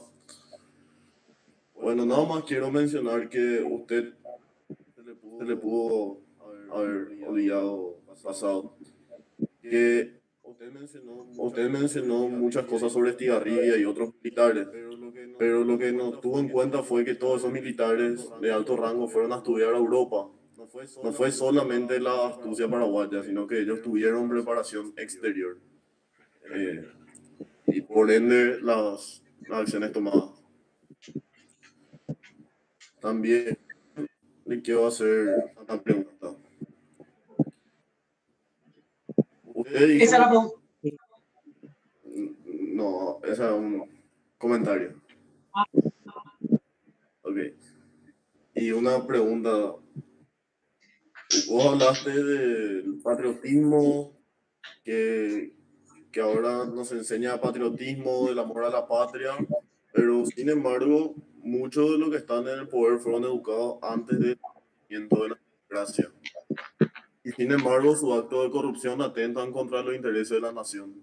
Y teniendo eso en cuenta, ¿dónde se encuentra el patriotismo? Bueno, quiero comenzar con lo primero que dijiste. Paraguay tuvo una formación en la École de Guerre de Francia, que era la Escuela de Estado Mayor francesa. Todos los comandantes divisionarios y prácticamente el 90% de los comandantes de regimientos fueron enviados a Francia. Entre ellos fue el propio José Félix Estigarribia. Pero las tácticas que el Paraguay va a desarrollar en la guerra del Chaco jamás se emplearon en Francia y jamás se emplearon en la Primera Guerra Mundial. Es más, el Paraguay tuvo la visión ya porque Hans Kuhn, el comandante boliviano, no había llegado a Bolivia ese año ni el año anterior. Hans Kuhn fue contratado ya en Bolivia en 1911. Él interrumpe su misión militar en Bolivia para ir a Alemania a pelear cuando se desata la Primera Guerra Mundial. Y por supuesto, es condecorado con la Cruz de Hierro. Pero era un gran y brillante organizador y preparador de tropas, pero no así para la guerra. Porque pese a ser un oficial condecorado y general de la escuela militar, de las más prestigiosas del mundo, sin embargo, va a cometer justamente un argumento que choca de lleno con lo que dijiste, porque pese a su preparación militar en Estado Mayor, una de las escuelas militares más competitivas de la historia, va a cometer uno de los errores de inteligencia más terribles, porque él obtenía la victoria en forma pírrica. ¿Qué significa eso? Como la famosa victoria que obtenía Pirro, que era a costa de tantas bajas que muchas veces eran victorias que no tenían sentido. Como dijo Pirro, una victoria más como esta cuando solamente quedan dos y estamos perdidos cuando pierde a todo su ejército. Él va a atacar frontalmente en Anáhuac con 12.000 hombres. Y va a ser tentado por Estigarribia al lugar exacto en donde el Paraguay le quiso meter. y el Paraguay iba a atacar frontalmente, no escatimando poner toda la carne al asador en una sola acción y comprometiendo toda su fuerza. El Paraguay sabía que era así. En la batalla de Tannenberg, en la Primera Guerra Mundial, obtuvo una victoria así, pero a costa de tantas bajas del ejército alemán que al final no se supo quién ganó esa batalla, pero quedó una historia que ganó su regimiento. Porque aquí quiero hablar y quiero robustecer más en lo que dijiste para aumentar el conocimiento de ustedes. Acá había generales en el inicio de la guerra del Chaco. Estaba el general Sánchez, había coroneles, estaba el coronel de ese momento, ya era Juan Manuel Garay, estaba el general que fue nada menos que enviado a Europa para la contratación y adquisición del material bélico en la guerra del Chaco, que es el general Manlio Quenoni, un general que fue dejado de lado toda la guerra y que no tuvo participación y vivió, era el general de mayor graduación y antigüedad. Eusebio Ayala se decide por un joven de 40 años y no se decide por ningún general ni por ningún coronel, sino que se decide, él toma a riesgo confiarle el mando supremo de las Fuerzas Armadas del Paraguay en una guerra internacional a una persona relativamente joven y de 40 años, desconocido en el mundo, pero que era ya brillante y todos sabíamos lo que fue. Que él desarrolla una técnica que justamente Europa la va a hacer al revés. Él va a desarrollar una técnica que va a ser Europa la que va a poner en marcha la Segunda Guerra Mundial y no al revés, no es que aprendió de las cosas, no. Es la guerra relámpago. Lo dicen los propios alemanes, lo dicen los propios americanos. Vuelvo a decir, la victoria sobre el Carmen Irendagüe en forma espectacular, la victoria de salir a 80 kilómetros a espalda del ejército boliviano un 8 de diciembre con 55 grados de calor, luego va a hacer una marcha de 3 días sin tomar agua y sin hablar, sin prender fuego y sin abrir picada, justamente para que la aviación boliviana no nos detecte, y salir sin descansar a espalda del ejército boliviano y capturar sus pozos, hace que todos ellos corran, entren en pánico, y Paraguay obtiene la victoria más espectacular de la guerra. 7.000 bolivianos murieron de sed en una sola acción, 7.000. Ni se pudieron entregar esos cadáveres. Hasta, bueno, quiero ir a lo que decís, lo siguiente con respecto a la corrupción. La corrupción no es un acto que sucedió ahora ni hace 20 o 30 años. Teodosio González, en una obra cumbre que se llama Infortunios del Paraguay, en 1905 ya dice que la desventura, la corrupción y la desgracia parece haberse enamorado del Paraguay. Y hay defectos y hay virtudes. Y yo puedo decir de que la corrupción pudo haber venido después, sin embargo, yo te puedo decir de que con toda la tecnología que tenemos ahora, gran parte de la comunidad secundaria, para mí, en muchos aspectos, tiene una mayor ignorancia que aquellos jóvenes que eran estudiantes de la época de los 50, 60 y 70, que se sabían y estudiaban libros de memoria, porque como diría Osvaldo Centurión Morini en la Facultad de Derecho, ahora hay mucha información, pero la formación se da solamente con libros, cuando uno los va leyendo, cuando uno lo va tragando. No es que yo tengo Wikipedia acá y que hago copy-paste y tengo 3 frases y lo tiro, porque es muy fácil analizar lo que uno superficialmente dice y que al entrar, meter un poco el dedo ya se nota que no tiene mayor profundidad. Y no lo digo por tu caso, sino que es una opinión simplemente, y yo estoy diciendo solamente, por supuesto, aclarando con la pregunta que le hiciste al profesor anteriormente, esta es una opinión mía. A mí me preguntan una opinión y yo la doy. De ninguna manera significa la verdad absoluta. Bueno, y un último comentario y ya me retiro. Nada más quería recalcar que el mariscal Estigarribia, quien tuvo las tácticas que futuramente iban a ser utilizadas en Europa, y se puede ver en muchos libros, no en Wikipedia, la gran influencia que tenía el mariscal Estigarribia hacia la forma de pensar europea, específicamente alemana. Hay muchas imágenes y textos que hablan sobre eso y que explican que la las técnicas de guerra utilizadas por el mariscal Estigarribia eran pruebas para en un futuro utilizarlo en una guerra europea. Muchas gracias. Muchas gracias. Siguiendo con el programa, se presenta el Colegio Privado Cristiano Sudamericano de Fernando Lamora. Adelante.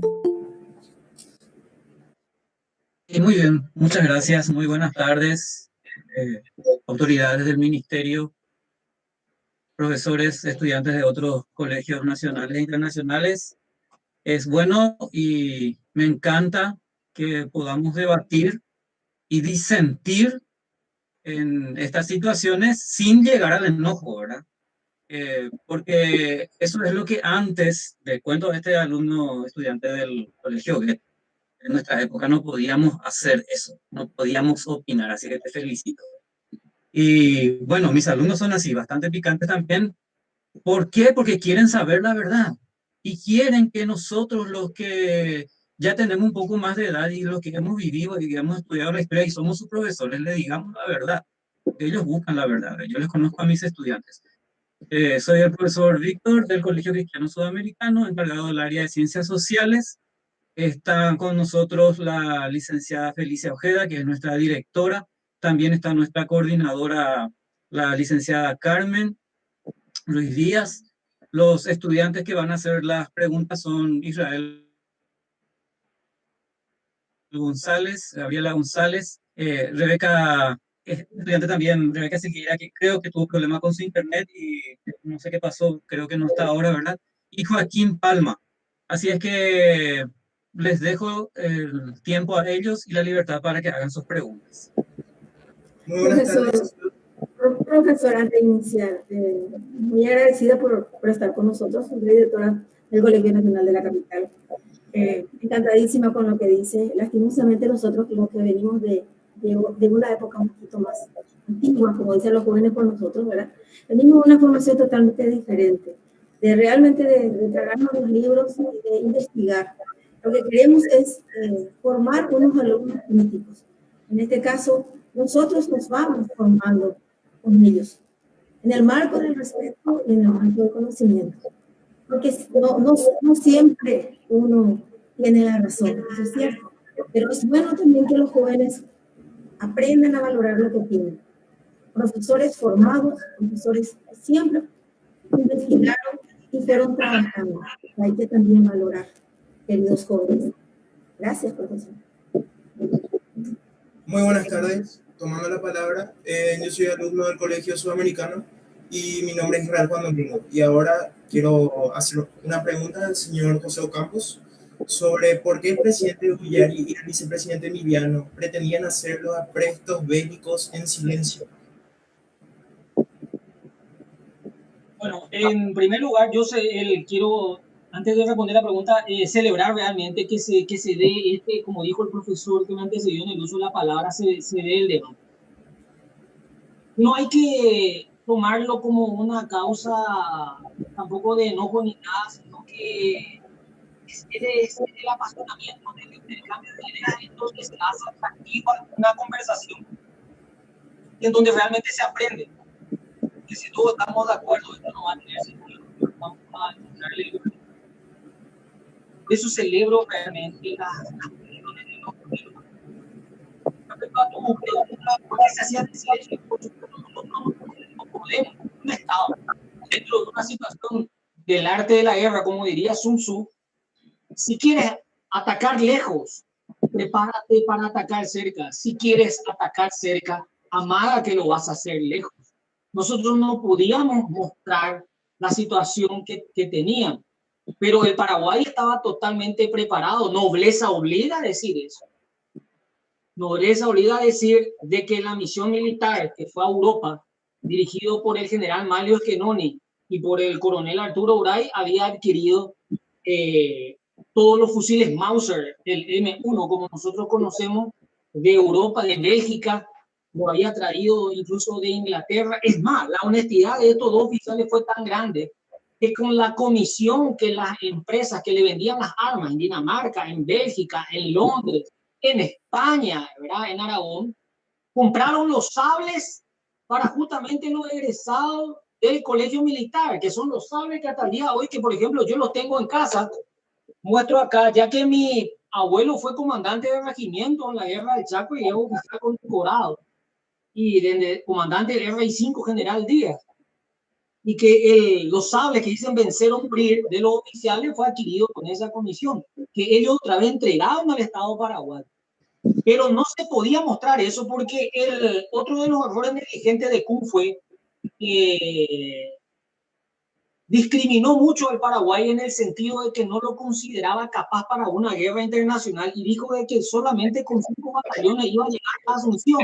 Prácticamente lo mismo que dijo Mitre, en 24 horas en los cuarteles, en 15 días en campaña, en 3 meses en Asunción, unos años antes de venir la guerra de la Triple Alianza contra el Paraguay.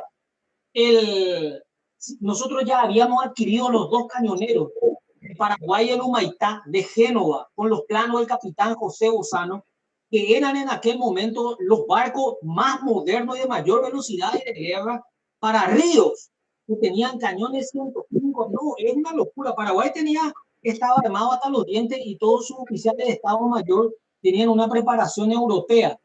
No se mostró eso, por supuesto, a la población, porque así como nosotros teníamos espías en Bolivia, así como Yacaré Valija era un espía, vamos a decir, en la espalda del ejército boliviano, ellos tenían espías en todo el Paraguay, hasta un oficial que va a caer en Boquerón se hizo pasar por sacerdote y dio misa en el Colegio Cristo Rey.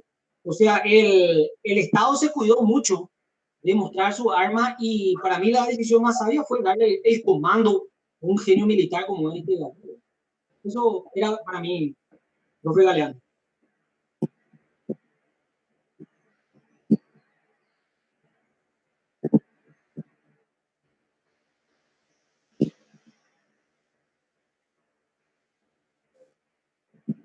Sí, esa fue la última pregunta del colegio cristiano.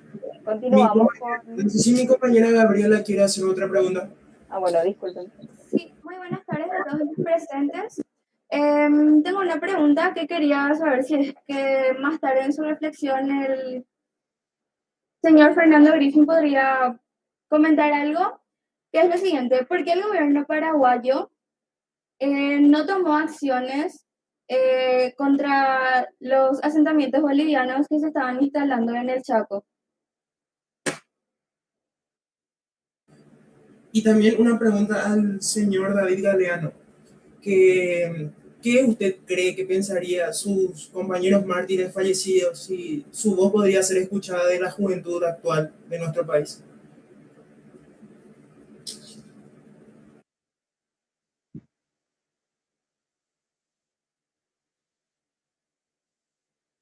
Bueno, no está el profesor Galeano, me parece, así que, señorita, yo le puedo responder esa pregunta que usted dijo.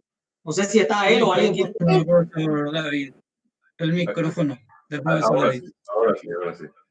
Bueno, yo con respecto a qué podríamos decirle nosotros a ellos en este tiempo, cómo se sentirían. Y yo creo que lo más importante es expresarle de corazón la gratitud y decirles que pasado tanto tiempo, Disculpe, cada vez...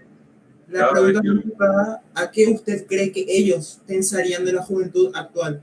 Yo te entiendo eso. Que ellos pensarían de la juventud actual. Y yo creo que verían siempre, partiendo del antecedente histórico de ser un pueblo, una nación que se caracterizó siempre por su valentía y por su decisión de progresar más allá inclusive de las circunstancias difíciles por las que pasamos. Yo creo que pensarían que esta juventud de hoy tomaría la bandera que ellos tuvieron en aquel momento y continuarían construyendo la historia de un Paraguay más próspero, de un Paraguay con progreso y con un Paraguay con jóvenes formados intelectualmente. Ellos eran estudiantes, muchos de ellos fueron después universitarios, muchos de ellos después fueron profesores de los colegios, del Colegio Nacional. Y entonces yo creo que esa misma imagen ellos podrían tener de cualquiera de nosotros en este tiempo. ¿Verdad?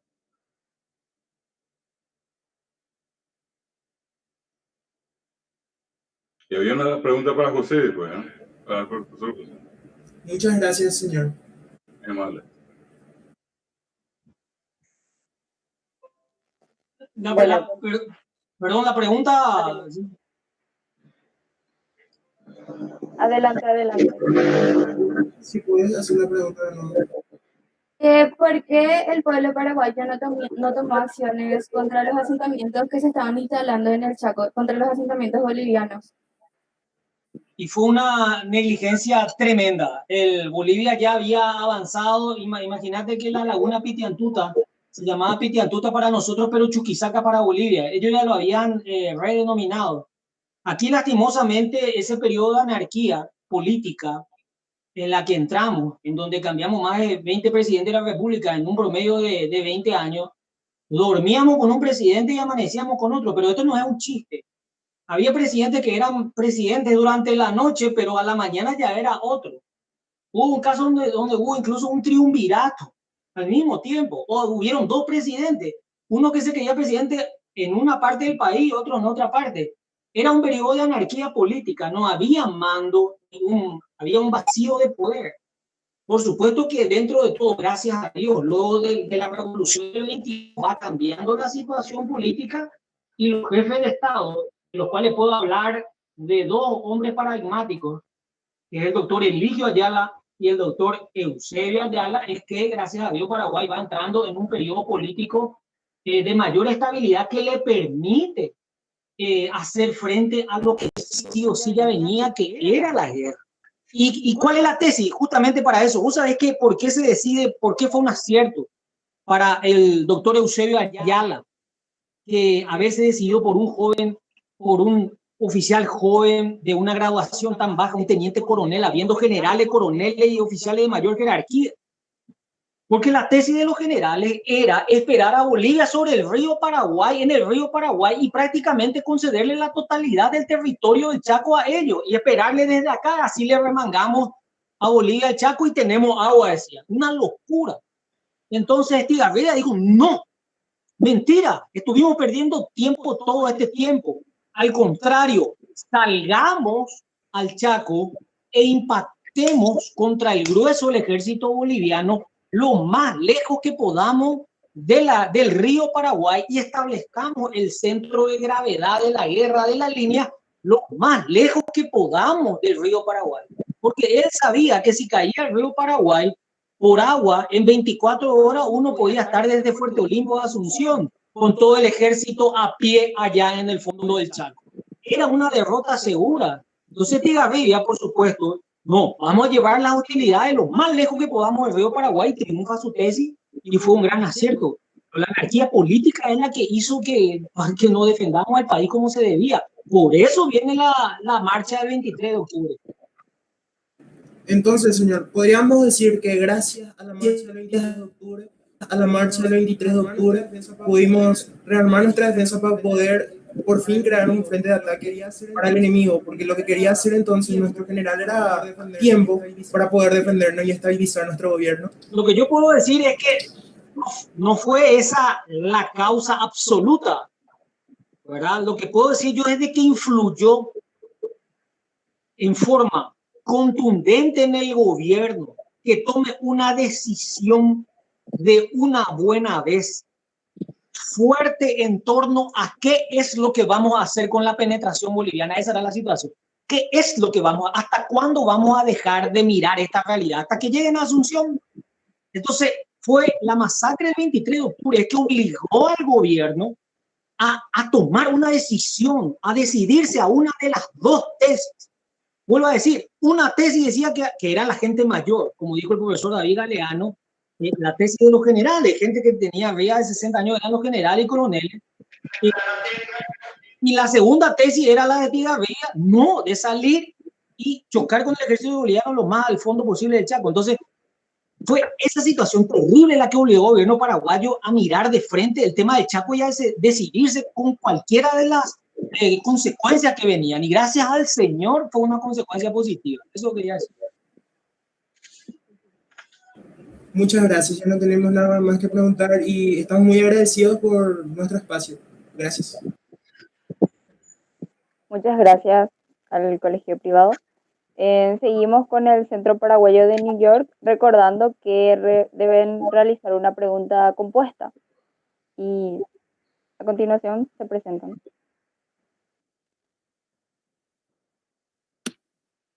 Hola, buenas tardes. Mi nombre es Kiara Salazar. Estamos muy felices para estar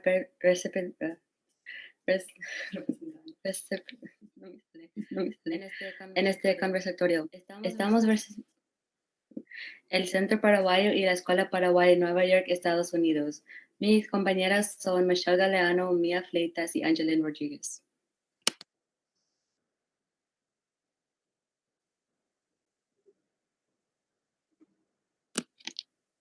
Muchas gracias.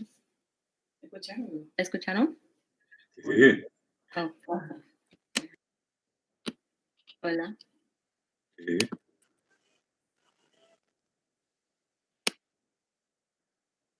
¿Te escuchamos?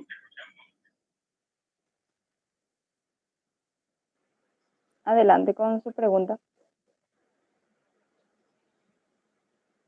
Micrófono.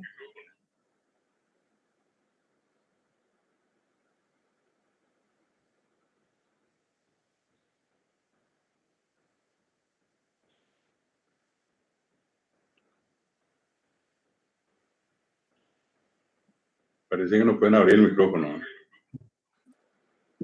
Kiara, ¿puedes abrir tu micrófono?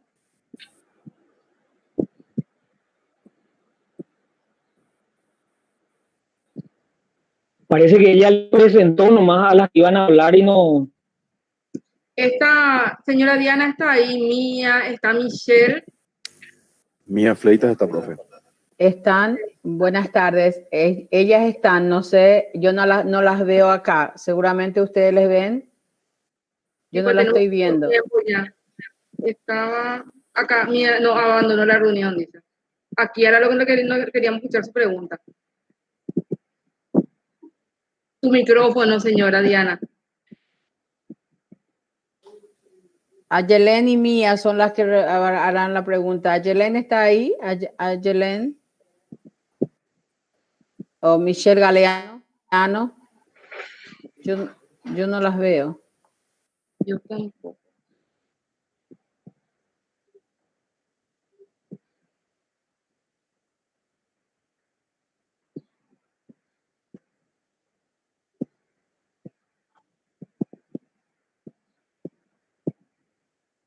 No, anda el micrófono, güey. No está, señora Diana. Mientras que esperamos a Mía que entre, Yesenia, hace tu pregunta por el Colegio Nacional de la Capital, por favor. Bueno, antes que nada, buenas tardes a todos los presentes. Yo soy Yesenia Moreno del Colegio Nacional y mi pregunta va muy de la mano con el desarrollo de la conversación de hace un tiempo atrás. Mi pregunta es la siguiente para el que esté dispuesto a responder. ¿Qué representa el 23 de octubre en un país que olvidó sus bases patrióticas y cómo eso afecta a nuestra nacionalidad? Hola, perdón por lo que pasó. Ahora creo que ya anda, ¿verdad? Sí. Ahora anda. Hagan sus preguntas y van a responder de una de las preguntas también ya con la de Yesenia. Bueno, perdón. No, en base a la historia, el presidente José Guyari se entregó después de lo acontecido. Nuestra pregunta es con respecto al presidente. El presidente se entregó porque se consideraba inocente, porque quería aparentar inocente. Y si hoy en día algo así ocurriera, ¿qué esperarían del presidente? Profesor David, si quería responder primero, adelante. Te cedo la... Bueno, dale. Con respecto a la pregunta, me gustaría de la alumna del Colegio Nacional de la Capital, primeramente, que ha respondido. Yo creo que en esa pregunta lo que vos dijiste, querida señorita, es justamente hacer una radiografía de la realidad en un país que ha perdido el sentido patriótico. Esa es la descripción real. Y lo que el profesor Galeano ha dicho en los ejemplos de los exámenes que ha tenido, es justamente uno de los síntomas actuales, y si yo cuento lo que también en el ámbito universitario he escuchado y tenido en cuenta en los exámenes orales que se toman en Bolivia, en la Facultad de Derecho, también es como para salir corriendo. Cualquier ejemplo, por decirlo de alguna manera, para los estudiantes, desde sus fiestas, son los nombres en inglés.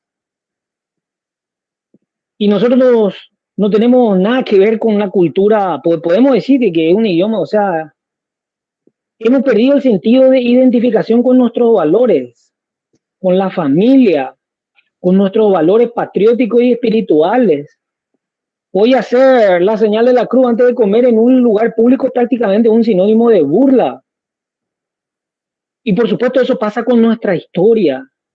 No solamente se ha hecho una cirugía en la enseñanza secundaria y primaria, en donde desaparecieron a Costañuma y otros textos, porque hay una corriente internacionalista, globalista, que ya no quiere personas con sentido patriótica de identificación, porque dicen que eso tiende hacia el fascismo. Y las alumnas del que están hablando, ya uniendo con lo que ellas dicen, lo más lo han de sentir con sus profesoras en los Estados Unidos, teniendo en cuenta de que esta corriente globalista ha encabezado la decapitación y los ataques a todos los héroes de la historia americana, comenzando por Benjamin Franklin. Imagínense ustedes, de los padres fundadores, atacar las bases de creación de la nación americana, de la expedición Mayflower, de John Smith, el nacimiento de las primeras 7 colonias, como un sinónimo de vergüenza, y obligaba a su población a pedir disculpas a ONGs como Black Lives Matter y otras. Entonces, este espíritu globalista ha editado nuestra historia. No quiere que nosotros sintamos orgullo ni del mariscal Francisco Solano López, ni del doctor Francia, ni del mariscal Estigarribia, y nos quiere imponer héroes foráneos, totalmente desde otro concepto, que nosotros podemos respetar el protagonismo que han tenido en otras partes del mundo, pero dentro de aquí, imagínense usted, ningún héroe. Solamente recuerdo yo 2 casos en la historia. Leónidas, que murió con sus 300 espartanos en la batalla de las Termópilas contra Jerjes de Persia, y el mariscal Francisco Solano López, que murió en las Termópilas de Cerro Corá, cuando con 169 hombres enfrentó a más de 9.000 hombres al mando de Correa de Cámara, con más de una división en Cerro Corá, y teniendo la posibilidad de rendirse. Sin embargo, desenvainó su espada y la quitó frente al sol y fue directo corriendo hasta la muerte. Nosotros tenemos la historia más gloriosa del mundo acá en Paraguay. Napoleón, el más grande de los franceses, se rindió 2 veces a los ingleses. Se rindió 2 veces. O sea, groseramente hablando, tipo.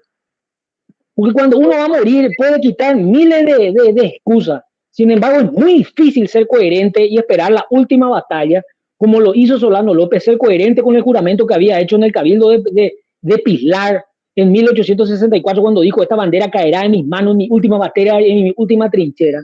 Y cumplir es muy difícil. Entonces, más que nunca, nosotros debemos amar lo que tenemos, porque ningún país del mundo tiene la historia que tiene el Paraguay. Ningún país del mundo tiene esta gloria. Y como dijo el Papa Francisco, tiene el orgullo y la gloria de la mujer paraguaya, la más grande de América y del mundo. Entonces, es nuestro compromiso de ustedes jóvenes realmente que se imbuyan de estos conocimientos, porque nosotros, como sabe el profesor David Galeano y los demás profesores, nosotros estamos de paso. Ustedes son los que van a venir ya a cortísimo plazo. Eso es lo que puedo decir, profesor. Doctor, le voy a pasar la posta al doctor Fernando Griffin, porque me marca acá el MED que tanto el ministro como él con otra actividad. Si el doctor David Galeano me cede ese espacio para nuestro ministro y para el viceministro, por favor. Director, acá el viceministro. Muchas gracias. Bueno, siempre es un placer escucharle a José, a David. A José hace rato no le veo, creo que en Panamá por ahí nos encontramos. José, ¿te acuerdas? En Panamá tuvimos la última vez juntos, querido viceministro. Mejor recuerdo siempre.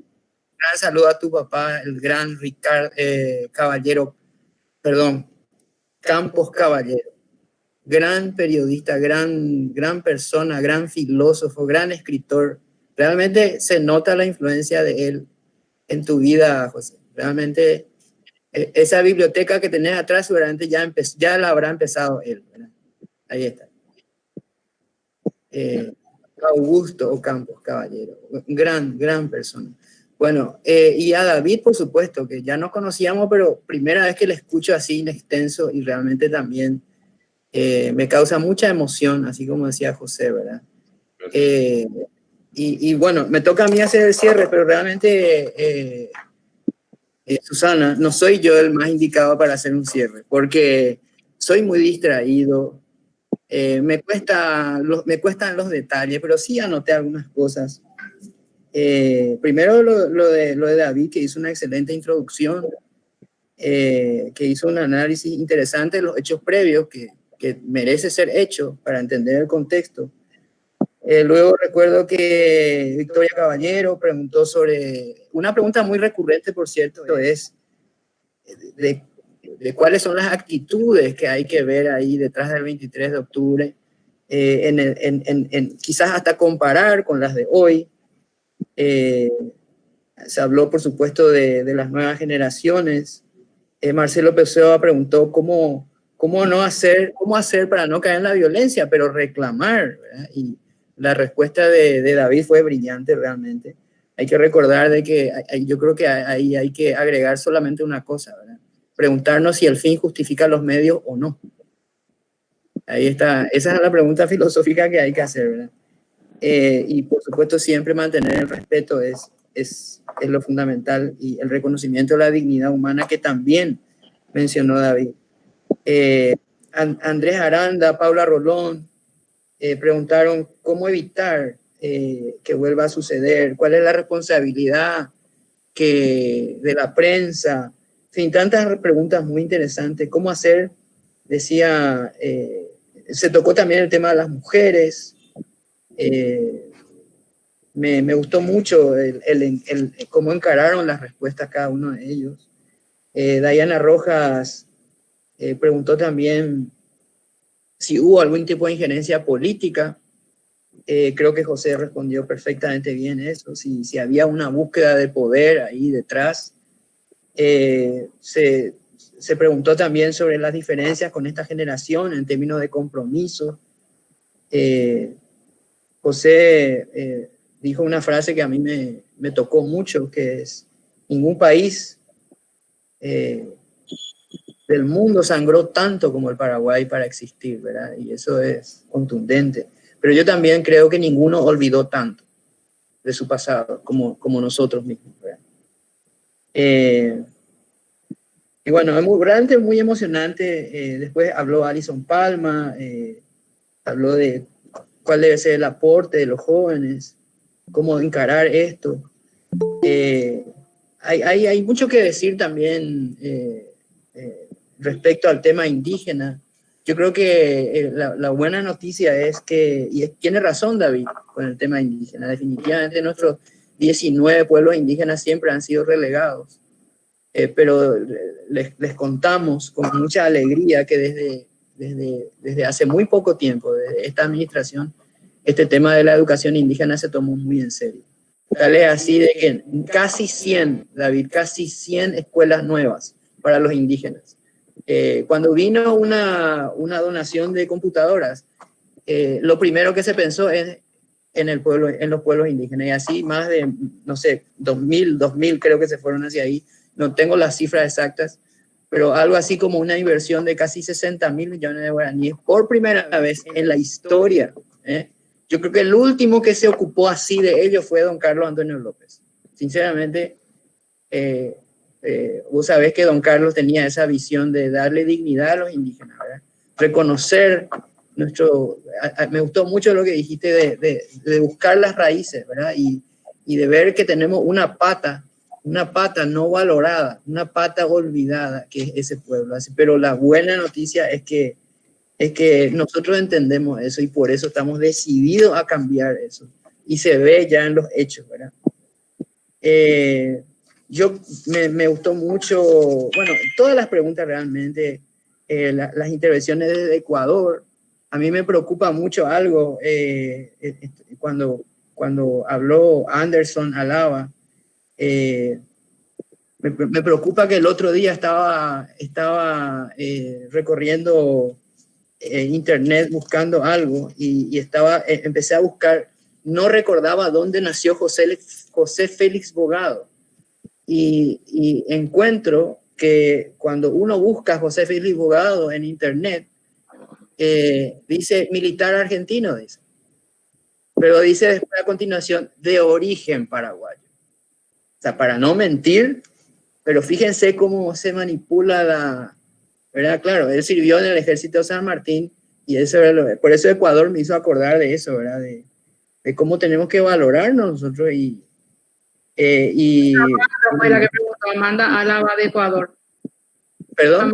Amanda Álava de Ecuador fue la que hizo esta aclaración. Amanda, no fue Anderson. Bueno, No, viste, Susana, que yo no soy de cuidado con eso de los detalles.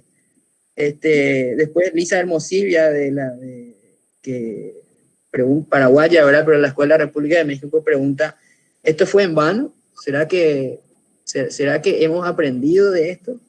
Agustina Eulerich le preguntó a David sobre sus fuentes, preguntó cómo reflejaron las noticias, la prensa.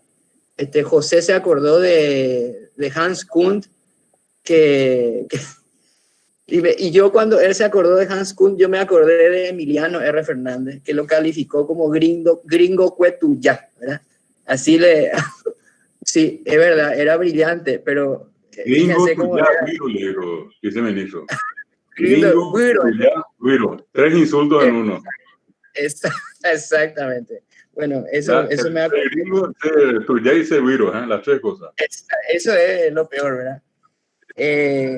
Después se acordaron también por supuesto, el presidente en esa época, José P. Ullari, y la intervención creo que era Cristian Sieblik, Cristian, ¿verdad? Y del colegio muy interesante también, hablaba sobre las especulaciones, ponía un poco de duda ahí sobre las afirmaciones, siempre ayuda esto, ¿verdad? Y la influencia que Estigarribia había tenido de la escuela francesa.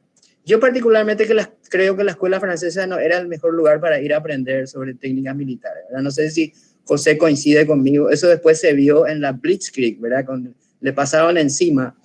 Pero déjenme que les cuente una anécdota que yo creo que puede poner luz a este tema en particular. Esto me lo contó un militar francés y después cuando yo volví le pregunté a mis amigos historiadores y solamente me pudo confirmar, y es verdad, Julia Velilla, que probablemente la conocen, ¿verdad? Una institución dentro de la Cancillería y también dentro de la historiografía paraguaya. Y me dice, cuando Estigarribia llega a París, y por cierto, la escuela militar francesa estaba en esa época frente a la Torre Eiffel, ahí en los campos de Marte. Por cierto, ahí fue también recibido el mariscal López cuando fue a París. Dice que el comandante, escuchen esto José y David, el comandante francés le recibe a Estigarribia y le dice, ¿usted habla francés? Y Estigarribia le dice que no. Entonces su comandante le dice, bueno, usted va a ir allá a la barraca H. Incluso el general francés me mostró dónde estaba la barraca H. Y le dice, usted tiene que ir ahí porque ahí nadie habla castellano. Entonces rápido va a hablar el francés. A los 3 meses, en esa barraca todo el mundo tomaba tereré y hablaba guaraní, pero él nunca habló francés. Bueno, hablaba un poquitito, ¿verdad? Pero básicamente la influencia iba de Estigarribia hacia los franceses y no al revés. Entonces yo me pregunto, ¿qué tanto adquirió las pericias militares francesas como para ser tan brillante en tantas batallas? Yo creo que prácticamente ninguna, pero esa es mi opinión. No sé si esto sirve. Así que, y por cierto, ¿verdad? Yo creo que acá no se trata de ser, no sé cuál es el término correcto, ¿verdad? No se trata de rechazar lo que viene de afuera, ¿verdad? No se trata de rechazar lo que viene de afuera. Incluso los apellidos, en los apellidos podemos ver la influencia de eso que viene de afuera, ¿verdad? Ullari era hijo de suizos, fue uno de los 2 presidentes de origen suizo, el otro fue Scherer. Bueno, el apellido de quien está hablando, de quien hace la pregunta es eslavo, ¿verdad? Me imagino que tiene algún pariente ucraniano por ahí. Mi apellido es inglés. Rusos pelearon en la guerra del Chaco. Italianos como José Bozano se fueron a hacerle grande al Paraguay, a Europa, con esos 2 buques que mencionó José. O sea, no se trata acá de quién es paraguayo. Acá se trata de quién quiere ser paraguayo. De eso se trata. Entonces, y bueno, no quiero olvidar a nadie, pero voy a necesitar olvidar a alguien porque no soy así de atento para... Lo que sí me acuerdo que Yesenia Moreno, Mía Fleitas, ahí desde Nueva York, probablemente desde Flushing o no sé por dónde, pero sé que hay muchos paraguayos ahí en cuyos corazones sigue latiendo la paraguayidad. Eso que jamás tenemos que dejar que se muera. Para mí es un privilegio, José, David, Susana, para mí es un privilegio ser paraguayo. Eso es lo que yo quiero ser. Más allá de cualquier origen, más allá de todo lo que haya pasado, hay suficientes razones para ser paraguayo. Y el ingenio paraguayo es una realidad. Es una realidad. Y Paraguay es un innovador en materia militar. Si no, pregúntenle al teniente Fariña. Esos lanchones se usaron después, esa idea se usó después. En París publicaban en esa época el ingenio paraguayo, ¿verdad? Y nosotros no valoramos eso, ¿verdad? Un hombre con un cañón instalado, prácticamente una canoa, se enfrenta a la flota, a toda la flota brasileña. Genio y valiente, las 2 cosas. Entonces, valorémonos como paraguayos porque realmente hay muchas razones para ser paraguayos. Yo creo que Dios ama a todos los seres humanos, pero a algunos les dio el privilegio de llamarse paraguayos. Y nosotros tenemos que valorar eso. Brillante. Yesenia es la que representó al Nacional en la capital. Esta vuelta que usted ve es, esta academia prácticamente son todas niñas las que están conmigo. Casi no hay varones en la academia de investigación. No sé qué pasó con mis varones del CNC, pero es una academia de mujeres. Prácticamente los últimos años fueron niñas las que están compitiendo y están ganando. Yo soy más de feria científica. Acá el profesor Mario Encinar Santa Clara fue el que me impulsa, y como el 23 de octubre no podía pasar de balde, pues no sabíamos si iba a haber evento o no, entonces empezamos con este conversatorio virtual que se denominó Jóvenes Conociendo la Historia del 23 de octubre. México se disculpó, están con tormenta, no pudieron ingresar, pero Estados Unidos está, y estuvo también Ecuador, que para mí ya es mucho, y también a mandar un video que vamos a hacer llegar después. La gente de Suecia también se disculpó, estuvo la profesora Elena. Pero ya para el conversatorio de diciembre sí ya van a estar todos juntos otra vez. Vamos a estar ya una vez que nos liberemos nosotros los paraguayos de todo lo que tenemos de planilla, viceministro. No sé si el ministro Peta está para dar el colofón final a este conversatorio.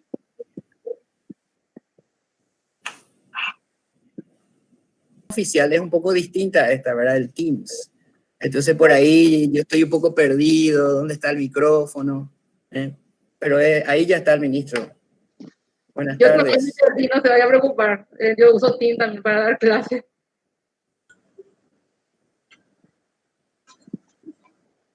Ahí ya va a habilitar su... Pero ¿qué le parece esta forma de reinventarnos que vino de Santa Clara, viceministro, para poder intercambiar ideas? Perdón, Susana, no te entendí. ¿Qué le pareció esta nueva manera? No, yo no le llamo de competir, sino que de reinventarnos, porque nosotros nos quedamos sin nada, sin feria, sin nada, sin debate. ¿Qué le parece este espacio? Me parece excelente. Yo creo que esto vale muchísimo, muchísimo. Casi un valor incalculable. Ahí el ministro se está volviendo a conectarse, creo que tiene algún pequeño problema. Pero fíjense que ella sabe incluso cambiar su...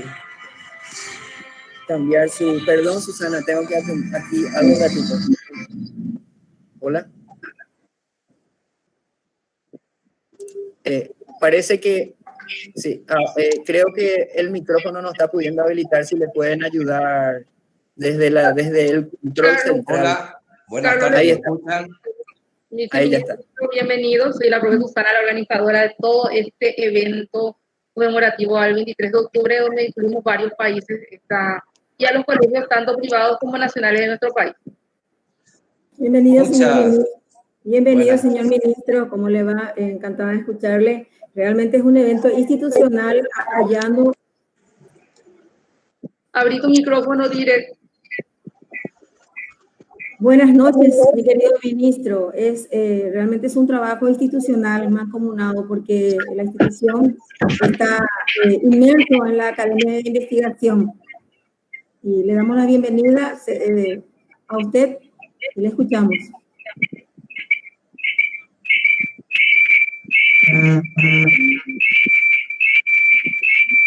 ¿Es que quedó algún Tu micrófono, micrófono abierto? ¿Se me escucha? Buenas tardes.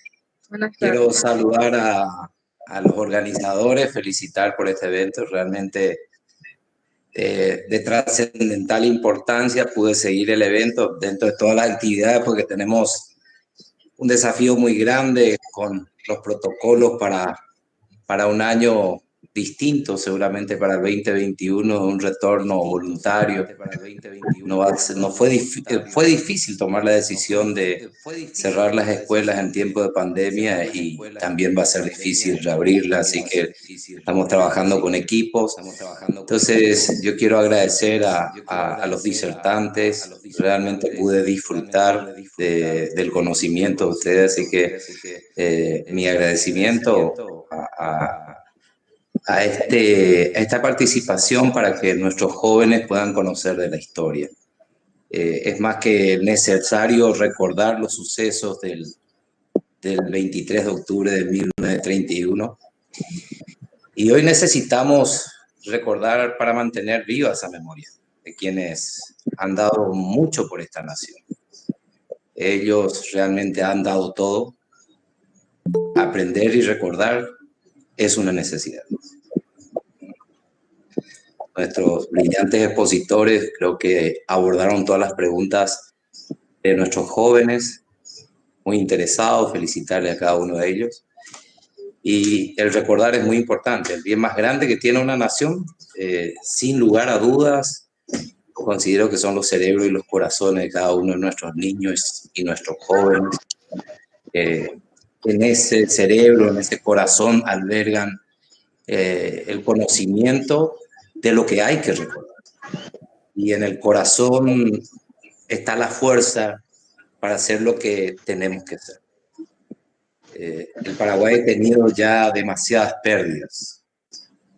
Y no me refiero solo a quienes han muerto en las guerras que tuvimos, y tampoco a estos jóvenes valientes a quienes recordamos hoy dejaron la vida por una causa. Me refiero a las oportunidades perdidas que tanto José como David señalaron, de que han pasado mucho tiempo y Paraguay necesita fortalecerse, realizar cambios profundos en el sistema educativo. Y hemos perdido muchas oportunidades. Creo que hay que revalorizarnos como son el lugar correcto para acelerar ese proceso. Tenemos que decir un basta ya de las pérdidas de tiempo. La semana que viene iniciamos el gran debate de transformación educativa después de aquella reforma de más de 25, 26 años, donde queremos debatir todos los paraguayos sobre el sistema educativo.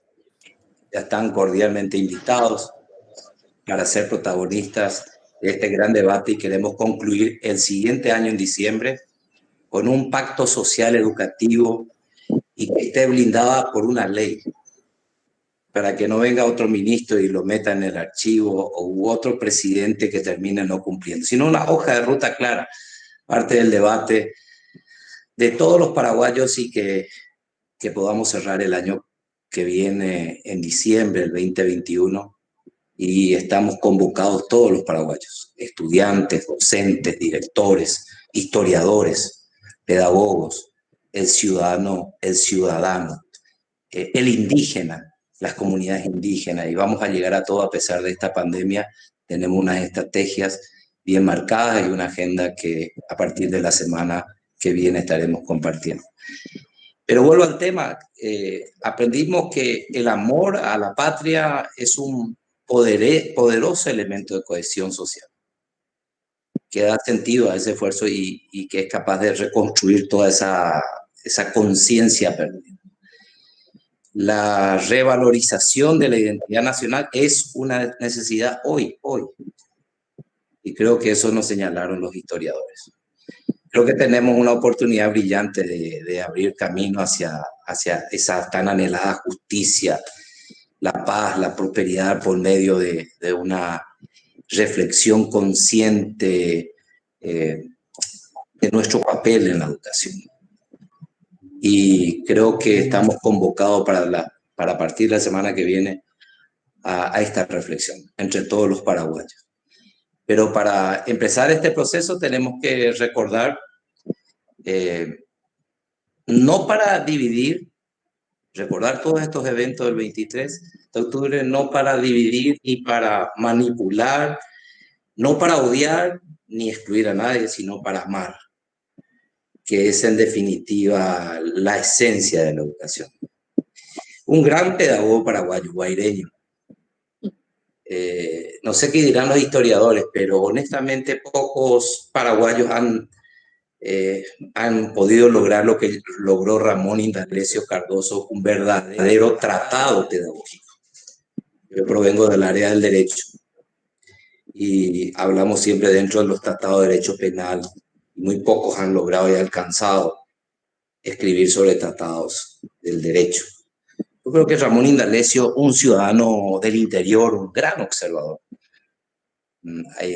guaireño, quien es becado y viene a Asunción y termina y egresa del Colegio Nacional de la capital, decía que solamente el amor hará posible el milagro de la educación. Y el amor es una decisión. Yo decido amar a mi patria.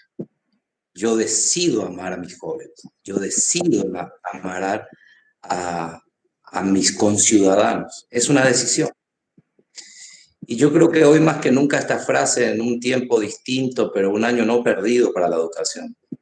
Digo no perdido por más que tengamos críticas. Pudimos haber cometido errores y pedimos perdón, pero hubo un esfuerzo de estudiantes, hubo un esfuerzo de la comunidad educativa, un esfuerzo de la comunidad educativa, un esfuerzo del padre, una manera distinta de recibir la educación, tratando de priorizar la vida, que no se recupera si se la pierde, y lograr que la educación en tiempo de pandemia sea sostenida. Entonces yo creo que hubo una expresión de amor, una decisión de amar de los padres hacia sus hijos, de los jóvenes en este esfuerzo de por más de apretarse la cabeza, me mandan muchas tareas, ¿por qué esto? ¿Por qué ayer? Hemos dado todos de nosotros mismos para llevar adelante este proceso y ya hemos decidido verdaderamente amar.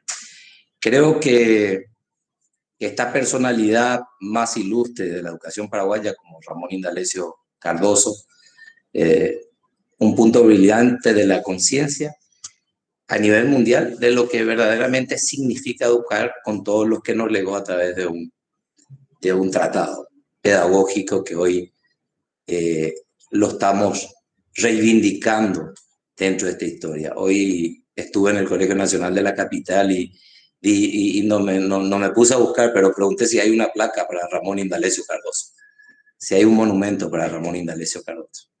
Bueno, el monumento no vi, pero por allí puede existir alguna placa. Yo creo que hay que recuperar la memoria también de este gran pedagogo que fue partícipe de la primera reforma educativa del Paraguay. Luego, con mucho carácter, porque la historia cuenta que inclusive fue invitado a ser senador y rechazó. Y después fue un poco relegado y hasta tuvo que ir a ocuparse en un taller mecánico. Luego fue a vivir a la Argentina. Bueno, estos son los hombres y mujeres que han pasado por la historia paraguaya y a quienes tenemos que honrar en su memoria, como estos jóvenes que entregaron su vida con un propósito. Y esa siembra que han hecho estos jóvenes debe caer en ese corazón valiente que tienen cada uno de los jóvenes que hoy están participando aquí. Tenemos la responsabilidad todos juntos de sacar a nuestro país adelante. Tenemos muchas deudas y desde lo educativo no les puedo detallar, pero realmente desde las infraestructuras, desde un sistema bastante desordenado, desde un proceso de selección de docentes, de directores, donde el dedo político siempre estuvo metido. No para seleccionar a los mejores, sino al cuoteo político, y eso hoy estamos pregonando blindar de la política partidaria a la educación paraguaya, como primer paso, con autorización del presidente de la República. Eso genera, sin lugar a dudas, cuestionamiento hacia nuestra persona. Pueden decir que somos honestos, que somos trabajadores, pero no está en el lugar correcto. Y a veces uno se pregunta, ¿por qué dicen los políticos que no estamos en el lugar correcto? Y probablemente sea porque ese bastión político que siempre fue el docente, el director de un colegio, el empleado para elecciones, para ocupar las mesas electorales, y donde se perdió el respeto, porque de repente David le puede tener dentro de su movimiento político a un director de un colegio, y José le puede tener a un docente de la misma escuela, y la confrontación se ingresa y se debate en los pasillos de los colegios. Sin lugar a dudas somos demócratas y permitimos, pero cuando se lleva al nivel del insulto, de perder el lenguaje del docente, ese docente que tiene que ser una persona que cuando habla con sabiduría, llevamos a no poder definir si somos docentes o no lo somos, y eso generó mucho resentimiento. Y a veces el resentimiento pasa a la siguiente etapa, que es el odio, y de allí pasa la amargura. Y a veces esa amargura en el rostro de muchos docentes, y todos los días hablamos con ellos, para que cuando van a dar una clase virtual, lo primero que tienen que hacer es sonreír, porque la educación sin emociones no existe. Entonces estamos compitiendo contra el TikTok, le digo siempre. Estamos compitiendo contra redes sociales. Entonces, el docente lo primero que tiene que recuperar es reparar sus emociones. Entonces, hicimos un análisis de dónde perdieron la sonrisa muchos de ellos. Y a veces le decimos, aún la endorfina es bueno para vos, porque cada vez que sonreímos te genera endorfina y te fortalece las defensas del cuerpo. Así que hacerlo por educación o por salud, te conviene sonreír. Pero no olviden que quienes están del otro lado se mueven por emociones. Se van a recordar de nosotros por lo que fuimos como docentes. Y eso es importante en este tiempo. Entonces es un proceso largo, es un proceso de análisis, un proceso de diagnóstico. Va a llevar su tiempo, y nosotros los paraguayos muchas veces, a lo mejor los historiadores después nos van a hablar, ¿por qué no sabemos hacer procesos? ¿Por qué somos resultadistas? Paraguay gana un partido de fútbol y aplaudimos todo, y al otro día pierde y le pedimos la cabeza al técnico y los jugadores no sirven para nada. Entonces somos muy ansiosos, no sabemos hacer procesos, y eso tenemos que aprender todo, que esta transformación educativa y la transformación de esta nación se inician con procesos. Lleva su tiempo, pero la participación de todos será trascendental. Muchas gracias por permitirme saludar, por estar con ustedes, por aprender de ustedes. Aprendí muchísimo, así que me abrevié, pero con esto no me quiero decir que no voy a seguir leyendo, pero abrevié muchísimo escucharle a ustedes, así que son unos capos. Realmente disfruté muchísimo del conocimiento y de todo lo que nos brindaron. Muchas gracias, de corazón, muchas gracias. Señor ministro, un ratito. Las chicas de Estados Unidos me pusieron, queremos hablar, y si tiene un minutito para hablar con ella, Mía, Michelle, les escucha el ministro de Educación de Paraguay. Tu micrófono. ¿Me escuchan? Sí. Bueno, en base a la historia, el presidente José Guyari se entregó después de lo acontecido. Nuestra pregunta es con respecto al presidente.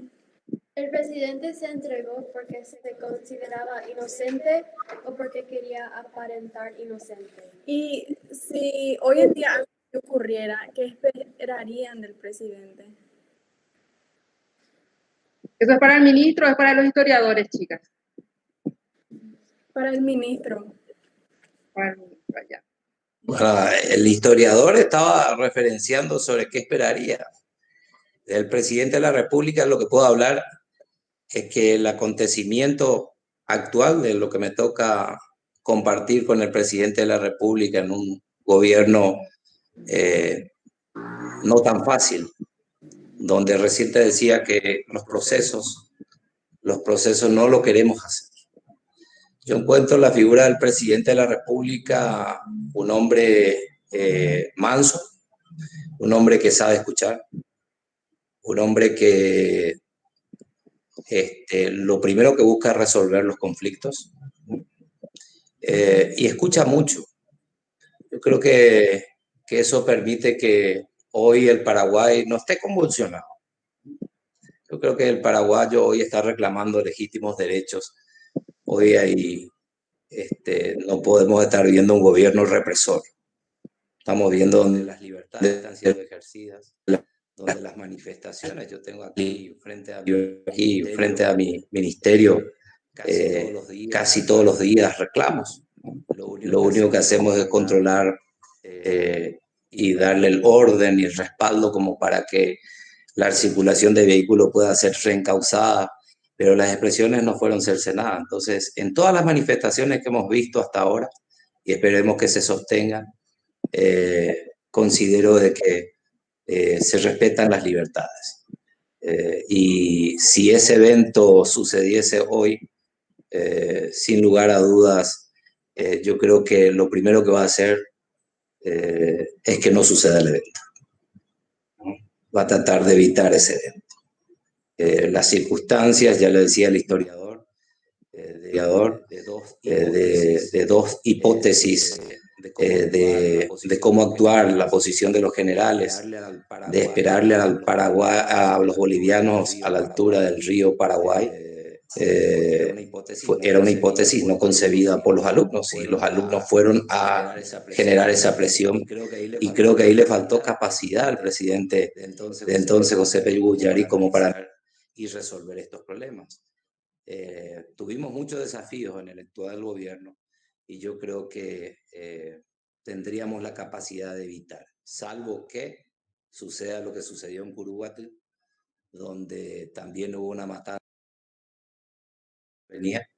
pero realmente ya sufrimos otra masacre entre paraguayos y lamentamos, y que costó un juicio político, y que de repente se habló de la manipulación, las injerencias, pero finalmente un gobierno se fue, un gobierno electo en forma democrática. Y en Paraguay, sin lugar a dudas, están las conspiraciones siempre latentes.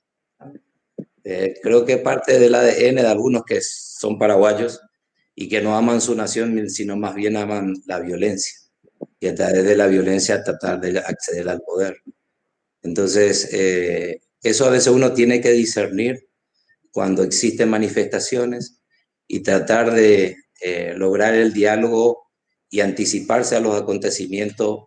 Hasta ahora al gobierno le ha resultado muy bien, y yo creo que esa va a ser la misma visión del presidente Mario Abdo Benítez.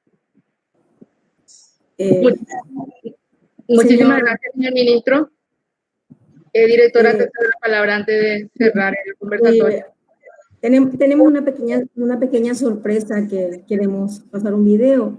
Primero que nada, agradecerle a todos los participantes por la buena predisposición, excelente, a los jóvenes. Muchísimas gracias, señor ministro, por su tiempo y por su dedicación a tan loable trabajo que está haciendo con lo que es nuestra educación, y queremos hacer un pequeño video, si nos permiten. Adelante.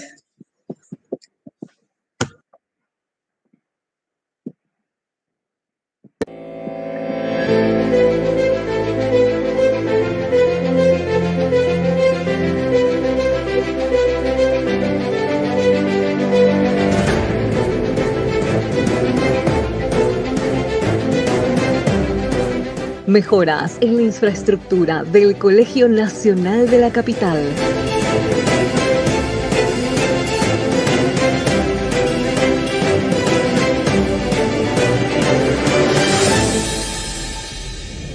Adecuación y reparación edilicia, con una inversión de más de 1.700 millones de guaraníes.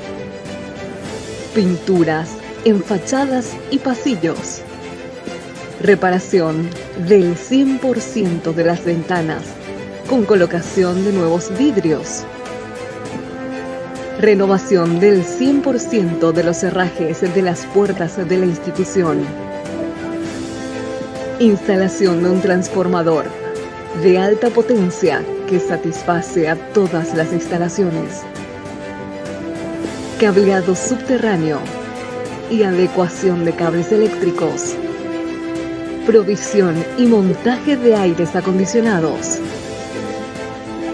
Con una inversión de más de 1.000 millones de guaraníes. 100% de aulas climatizadas. Y 950 alumnos beneficiados. La educación construye el cambio.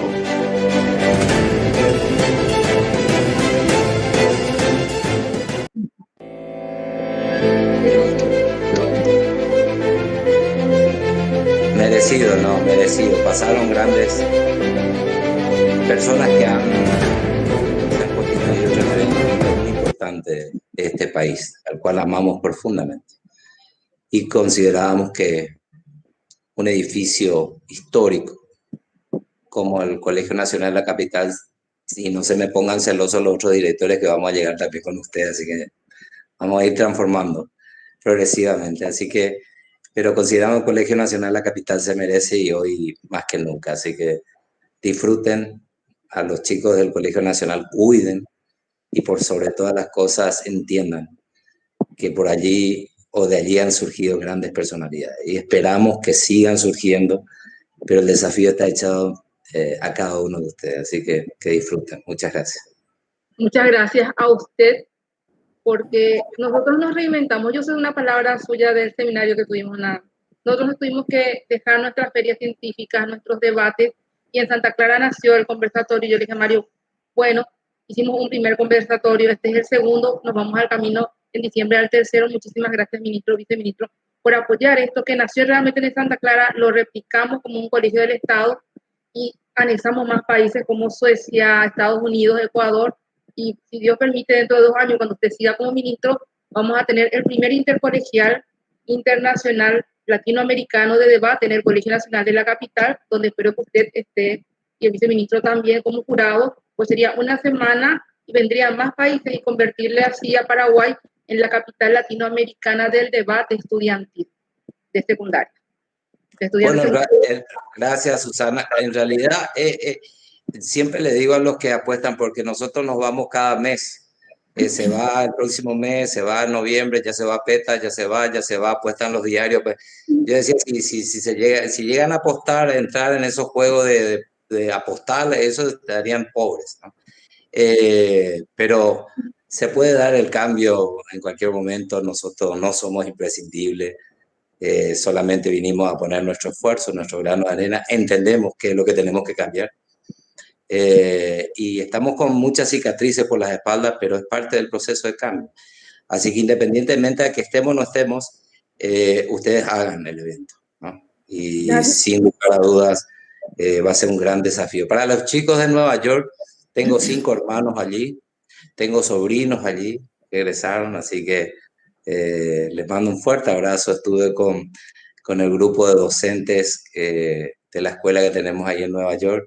Mucho esfuerzo de ese grupo, así que si te pueden hacer llegar mi saludo a las profes y a la directora ahí en Nueva York, mi respeto. Y bueno, apenas se pueda volar, seguramente iré allí me habían invitado para un desfile que tienen de las comunidades, de los colegios, y ustedes suelen participar. Así que seguramente me da la oportunidad. Para el año próximo, señor ministro, para el año próximo. Bueno, si Dios permite, Rosa, vamos Dios mediante, porque este año no tuvimos tampoco desfile este año. Estamos desfile de Hispanidad, ¿verdad? Sí, entonces Dios mediante, pues, ojalá que para el año próximo todos ya podamos estar nuevamente caminando por la Quinta Avenida con nuestras banderas. Muchísimas gracias, señor ministro, y gracias por el apoyo de siempre. Gracias, Rosa. Adelante. Le liberamos, señor ministro, le liberamos, señor viceministro. Gracias por todos ustedes. Y quedamos con nuestros panelistas. Muchísimas gracias por todo, realmente. Doctor David Galeano, unas últimas palabras para ir cerrando este evento, este conversatorio.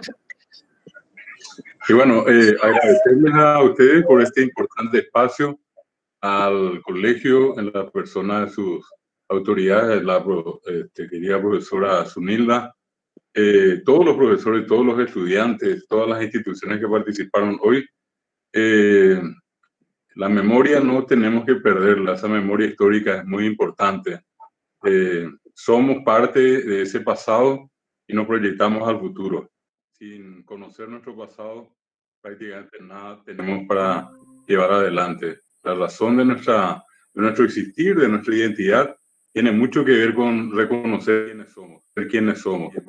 Y en base a eso proyectarnos con una mirada exitosa hacia adelante. Muchas gracias a todos y que pasen el resto de jornada en compañía de sus familiares. Muchas gracias.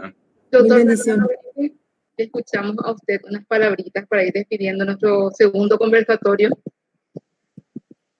Bueno, ha sido un placer realmente estar en contacto con ustedes, muy honrado con la invitación. Fue un gusto para mí, ¿verdad?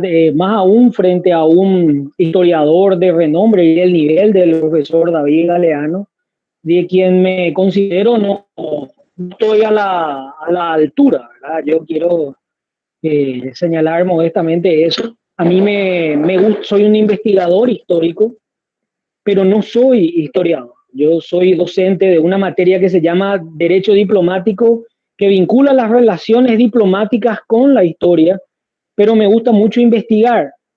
Y me siento muy honrado, y siempre que ustedes lo consideren oportuno, vamos a estar aportando nuestro grano de arena en esta gran lucha espiritual que tiene que ver con la recuperación de nuestra autoestima, del alma de ser paraguayo, y sobre todo me quedo con una cosa que también se dijo, todos los hombres mueren, pero no todos viven verdaderamente, y tenemos que hacer lo mejor que podamos en cada acción que tenemos de nuestras vidas, porque el único que no perdona es el tiempo, y nuestro compromiso son con estos jóvenes que van a ser protagonistas ahora. Así que honrado con la invitación, y espero haya podido ser de utilidad y a disposición de ustedes el día de mañana. Muchas gracias. Muchas gracias, doctor José. La verdad es que yo soy pedagoga, pero hace 15 años fundé una academia de investigación porque me empecé a ir con la gente de ciencias básicas de la feria científica y decía, pero ¿por qué sociales no compiten? Entonces, hace 15 años yo arranqué un sueño llamado Academia de Ciencias de la Investigación Ramón Indalecio Cardoso, porque yo egresé del Guairá, yo vengo de la República del Guairá. No soy guaireña, pero me siento más guaireño que los guaireños, porque yo terminé el colegio y la universidad. Soy de la primera promoción de pedagogos que lanzó la Facultad de Filosofía de la sede regional de Guairá hace 20 años atrás. ¿No es extranjero? No, yo soy de Asunción, pero me fui... Te fuiste con tu pasaporte a la República del Guairá. Sí, la verdad que sí, y como el ministro dijo, yo vivo, respiro, Ramón Indalecio Cardoso es una persona, pues la academia se llama así, y logramos mucho, llegamos a ganar una feria europea cuando nadie sabía que Paraguay existía en Barcelona, España, con un proyecto llamado discalculia, porque yo tengo un problema de aprendizaje llamado disgrafía, y la academia empezó con ferias nacionales, y hasta llegar a ganar la feria europea, fue todo un suceso, porque era la primera vez que Paraguay ganaba una feria en Europa. Después, primeramente nos fuimos al Brasil, teníamos que haber ido el año pasado a México, este año otra vez a México a competir, no se dio por la pandemia, entonces estamos así pendientes. Entonces a Mario se le ocurrió los conversatorios, Santa Clara, los replicamos, este es el segundo, camino al tercero, y así surge mi caso. Yo soy más investigadora, más de ferias científicas, la feria que me conoce, siendo pedagoga, pero yo he visto que en educación no hay nada escrito, porque uno no tiene derecho a una voluntad, uno lo hace. El doctor Fernando Griffin también me va a hacer lo mismo porque él es pedagogo, y surgen estos espacios y me doy cuenta que nuestra historia se conoce poco. ¿Pero qué hicimos? Hicimos que nuestra historia se conozca afuera. Porque yo afuera. Sí. Profesor Susana, ¿podemos pedirle al doctor Griffin porque él tiene... Sí, el doctor Griffin tiene un evento. Doctor, muchísimas gracias otra vez. Muchas gracias, muy amable. Un honor realmente, y nos vemos ya seguramente en diciembre. Seguramente. Bueno, muchas gracias. Hasta luego.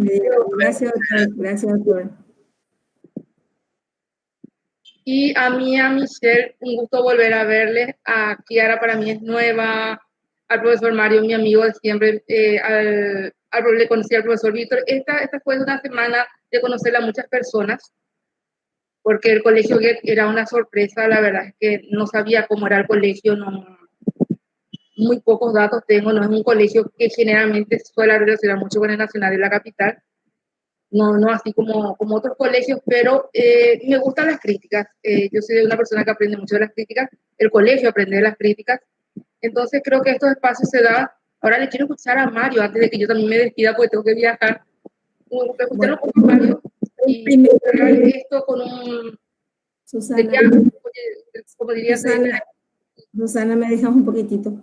Primero que nada, le quiero liberar al doctor David Galeano, agradecerle, permiso compañeros, quiero agradecerle a mi director, ¿verdad? Y agradecerle que haya compartido este espacio tan lindo con los compañeros y con los alumnos, y liberarle, porque yo sé también que él está con mucho compromiso, doctor, liberarle también al doctor José, que para mí es una persona joven, con mucha sapiencia, con mucho más conocimiento que dar, y gracias por esta oportunidad.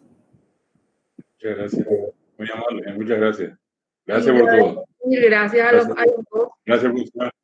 Aprendí muchísimo yo esta tarde. Gracias, muy amable. Y ahora quiero agradecerle a mis compañeros, a mis colegas. Esto es una cosa muy difícil. Esta mañana me tocó también a mí hacer el evento del colegio y realmente estamos un poquito todos cansados, pero muy felices, porque vieron la sorpresa y la felicidad de tener un colegio dotado con todo lo que hoy día conlleva un colegio grande. Agradecer también eso al Ministerio de Educación y toda la oportunidad que nos dieron para trabajar. Felicitarle a cada uno de los compañeros, felicitarle al director Ricardo. Nuestro trabajo es muy difícil. Yo vengo de escuela de aula también. Me costó mucho llegar donde estoy parada, con mucho esfuerzo y con mucho sacrificio. Y yo valoro muchísimo el trabajo del docente de aula, porque yo soy docente y amo mucho lo que hago. Agradecerte, Ricardo, porque estás siempre con nosotros. Agradecerle a los chicos que están con nosotros. Al profesor Mario, que siempre está pendiente también, y por habernos dado la oportunidad de crecer todos juntos. Agradecerle a la profe Susana, que para mí es una persona muy, muy valiosa en la institución.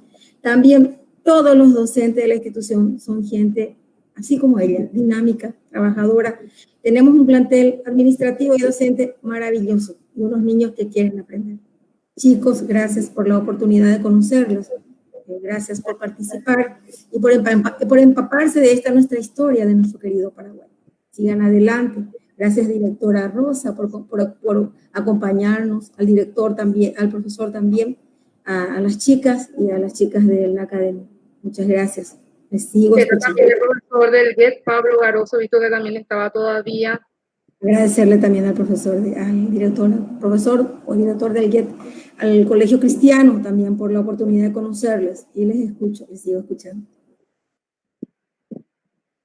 Mario, te escuchamos ya para cortito para cerrar ya este evento.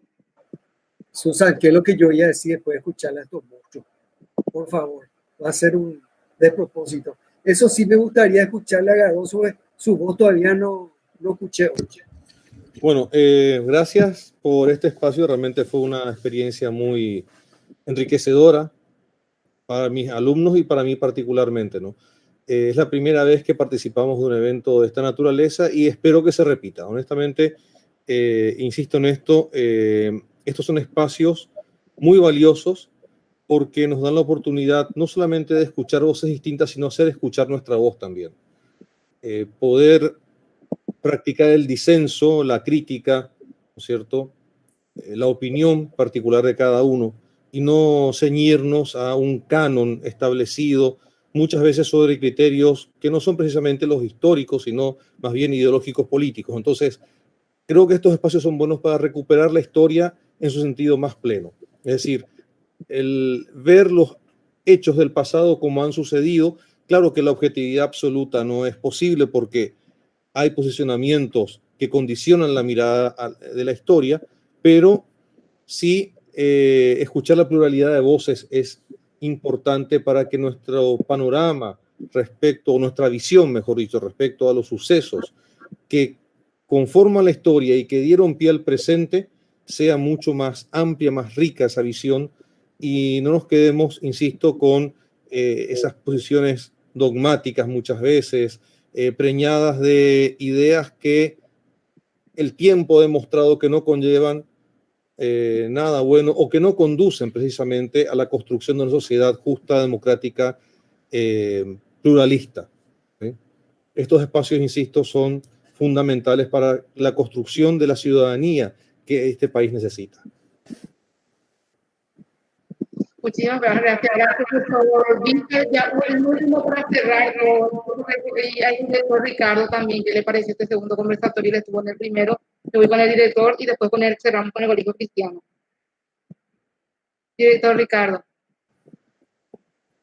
Sí, muchísimas gracias. Espectacular el espacio que hemos tenido, directores, profesores, alumnos, ¿verdad? Y en especial conocer un poco de nuestra historia, que realmente, como dijo usted, salimos muy enriquecidos en cuanto a nuestra historia, conocer un poco más de lo que es la raíz realmente de nuestra patria y por qué estamos realmente hoy aquí, ¿verdad? Porque eso es lo que hoy sacamos como una vivencia, como algo rico, ¿verdad? Que por qué realmente hoy seguimos aquí, y es lo que hemos aprendido.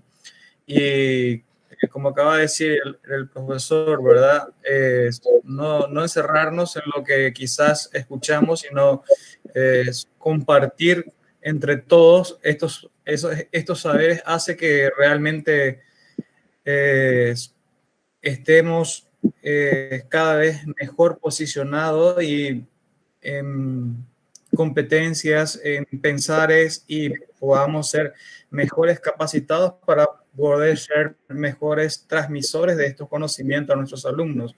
Así que el día de hoy fue una jornada muy enriquecedora y por sobre todo esperamos que esto siga adelante y siempre vamos a estar apoyando. Muchísimas felicidades por esto.